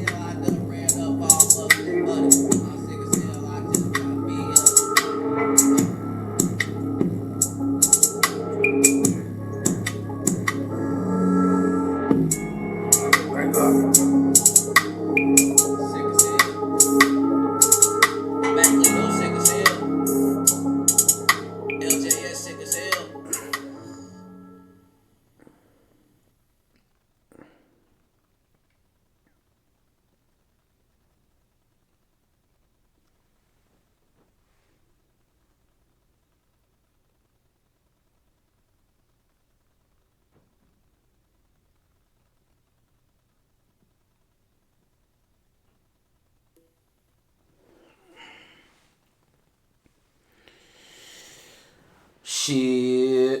I'm telling you though, man. I'm trying to tell you. Like, I'm too talented, man, and motherfuckers be playing with me, man. Nah, man, you know, this is that bipolar shit, and it's that Marcus and Marco shit, but when I'm in my mode, nah, I ain't going. Y'all smoke a run, AEW. I came back like I'm CM Punk. Fuck, nigga, Reebok, I can sneak a pump. Devil's rejects, what you gon' do when that evil come? It's a stick, bitch. I want her to make me come. She said, I ain't say something. Okay, now I said Motherfuckers tripping like, oh, you can't talk like that. Bitch, what? give me head or something. I'm getting bread. You must not know about me, huh? Bread or something. Oh, I think they like me. Marco in my white tee. With that cocoa. Light skin nigga iced tea. Pooh shiesty. Little nigga, what you mean? When them wolves come out, nigga, watch out for them teeth. Nigga, see me when you see, nigga, see me when you speak. When you see me, you don't speak, nigga, see me when you see. See me, I see you and I see you. I wouldn't wanna be you. We get into it, nigga, that's you. That's not me. When I know, then you know what I'm doing. Calm down, fuck that shit. I ain't on talking all that shit on the phone, on the internet, on a song. I'm trying to get shouty wet in a thong. I got a bong, I got that strong. Beat on my chest, King Kong.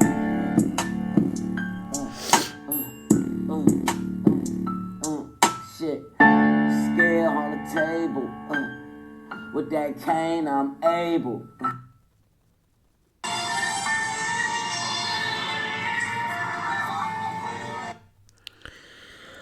Alright, man. That's been it. I ain't Derrick Rose.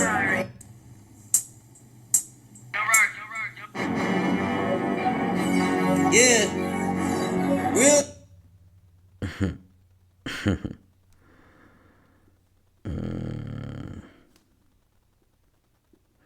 Man, that's that Carmelo. That's that old 15. That's that motherfucking shit, wasn't that?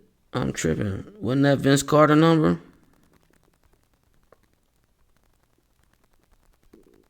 It was number 15, wasn't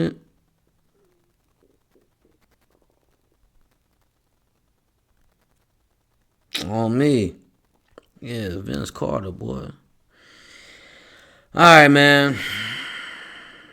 We finna get up on out of here.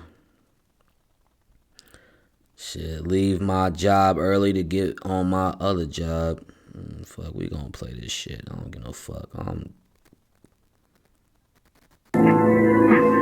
Cause motherfuckers is running with too many narratives. This is how I'm coming. And I don't give a fuck who see it or not. Cause I'm tired of motherfuckers trying me and getting on some stupid, goofy shit.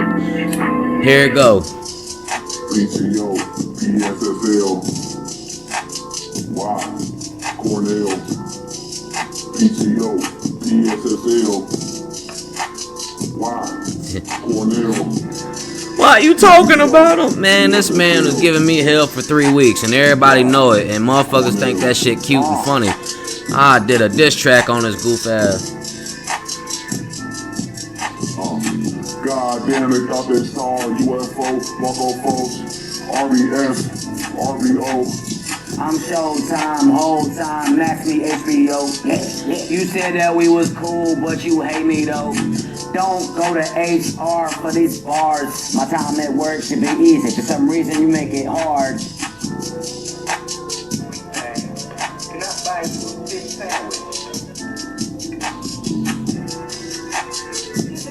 He sounded like Leon Phelps a little bit. That's why I had played this skit at the end, but what is love?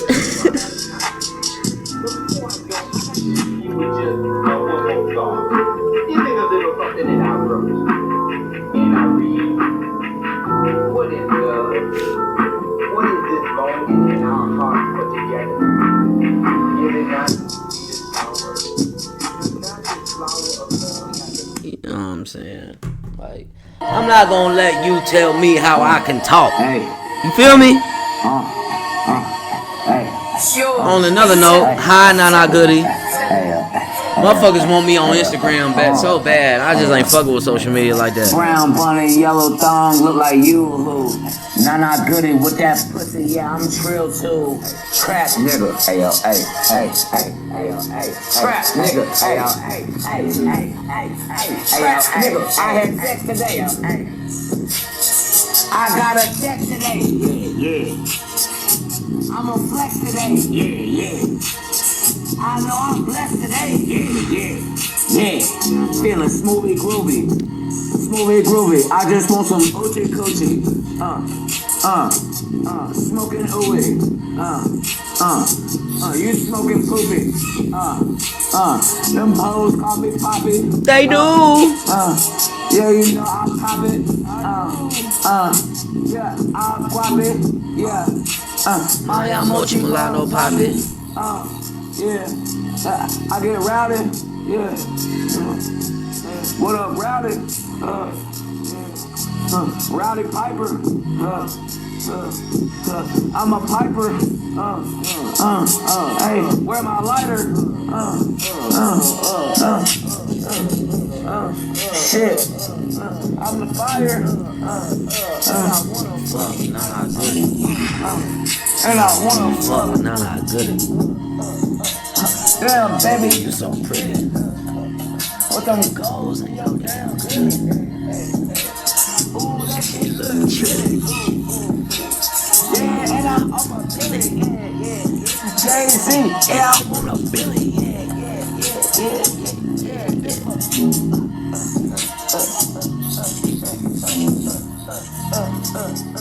This for my city.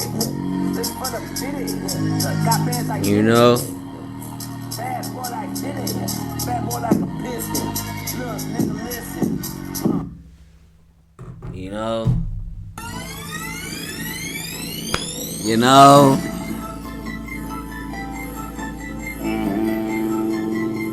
Jeezy, what up? 2022, we putting on. We still putting on. Marcus Fultz did it. Who trying to work? Who wanna build? Who wanna, let me shoot you. Come on. Let's get to a bag the right way. I put on, take you pussy niggas back to 2004. That's before Christina, before Stormy, before all them hoes. 13 at my grandma's house, 5 rifles in my uncle's room, fishing rods and porn tapes. Damn, I miss my Uncle David. Rest in heaven, Grandma Fultz and Grandma Raby. I know I'm my daddy's son, and I'm still my mama, baby. Thankful that I got a daughter. I know that's my mama lady, and I still love my brothers. Truthfully, we ain't been bonding lately, and we godfathered in. Robert De Niro, baby. Al Pacino crazy. Right back to Uncle David in that leather coat. White man serving white man in that leather coat. Niggas look up to me, so I keep that mic on me. And you know what nigga lit, so I got that light on me. Bitch, I don't wanna talk. Bet I use my pen though, I hate the way they shout your name, huh? Uncle Jim, no, redneck, light-skinned nigga with a red neck. My family want me to die, I'm not on my deathbed. Kathy on bullshit, Demi on bullshit, Alex on bullshit. They don't love me like they say they did, but I still put on.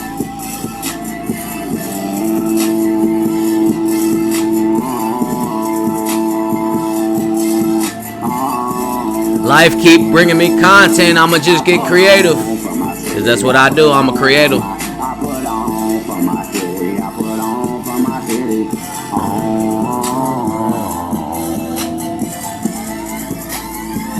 Hey, this part. Thank God for Uncle Phil. Thank God for Miss Patty. Thank you for being a part of my family.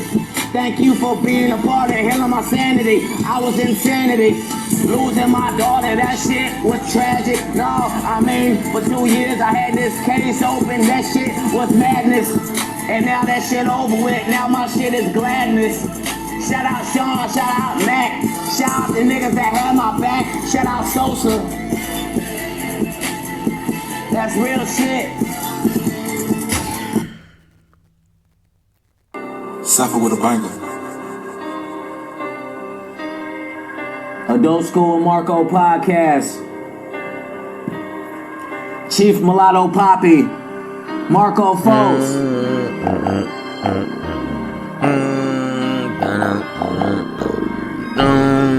Yeah. Freestyle. My favorite rapper dead, that's a dangerous job, but I'm not scared, gotta watch what you talking about. I'm just saying, everybody got a gun now. Everybody wanna trend now. Nobody wanna lose, everybody wanna win now. Me and my therapist gonna fuck. She know I like sluts. Take this dick in your mouth, then your pussy, then your butt. If it's an eighth, I'll do Duchess. Adult School and Marco podcast, it's bussin'. I really made something out of nothing.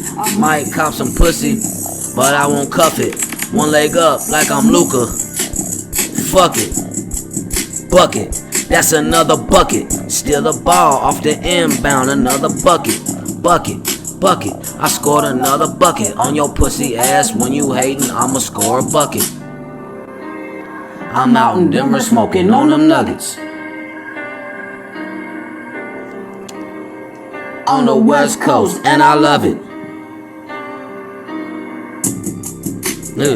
Yeah. Built the brand up, had a man up, had a brand up, had a man, Whole squad with me, they'll act up, hey. Got that lean with me, pull that act up, hey.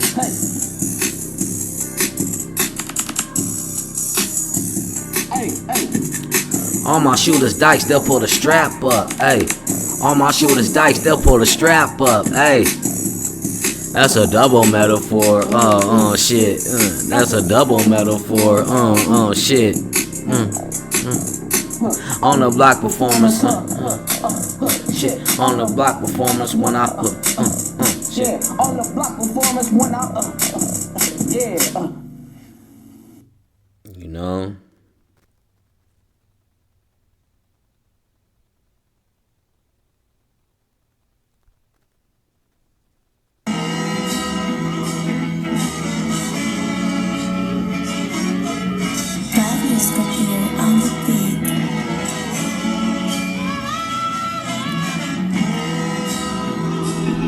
The art of creating hip-hop is so beautiful to me. Let me give you a window into my mind. I can actually imagine my grandfather actively, passionately bragging to my father about his granddaughter. The rest of these lyrics I utter would transport all of my goods. This is lyrical vehicular manslaughter. If I run over the beat in the whip, I better park it. I better glorify God, cause I won against the odds even when it was hard. Living for the day, hoping for a better tomorrow. I had some time to myself, figure I'd write a letter to y'all. Corporations have infatuations with me, I'm the greatest, but I'm underpaid and impatient. So I turn my camera on record, then I say a prayer to the Lord. Then I create a utopia fantasy of me having a family. I know I say that candidly. I pray I get introduced to a more sophisticated section of women. But God knows I got a thing for the ghetto queens, doing ghetto things, cause I was a ghetto boy that had ghetto dreams. Young MC, I picked up a microphone when I was 13. I smile looking at my daughter when she sing. She the movie star of my life, so I'm already on the big screen. Big facts. Big facts, and we gonna roll off like that, you hear me? Adult School Marco podcast, the trillest, realest school in America. Today we went through a lot. This week we went through a lot. This month we went through a lot. This year we've gone through a lot. And that's okay, cause we still going, and it's gonna be a lot. And my 21 Savage voice is gonna be a lot.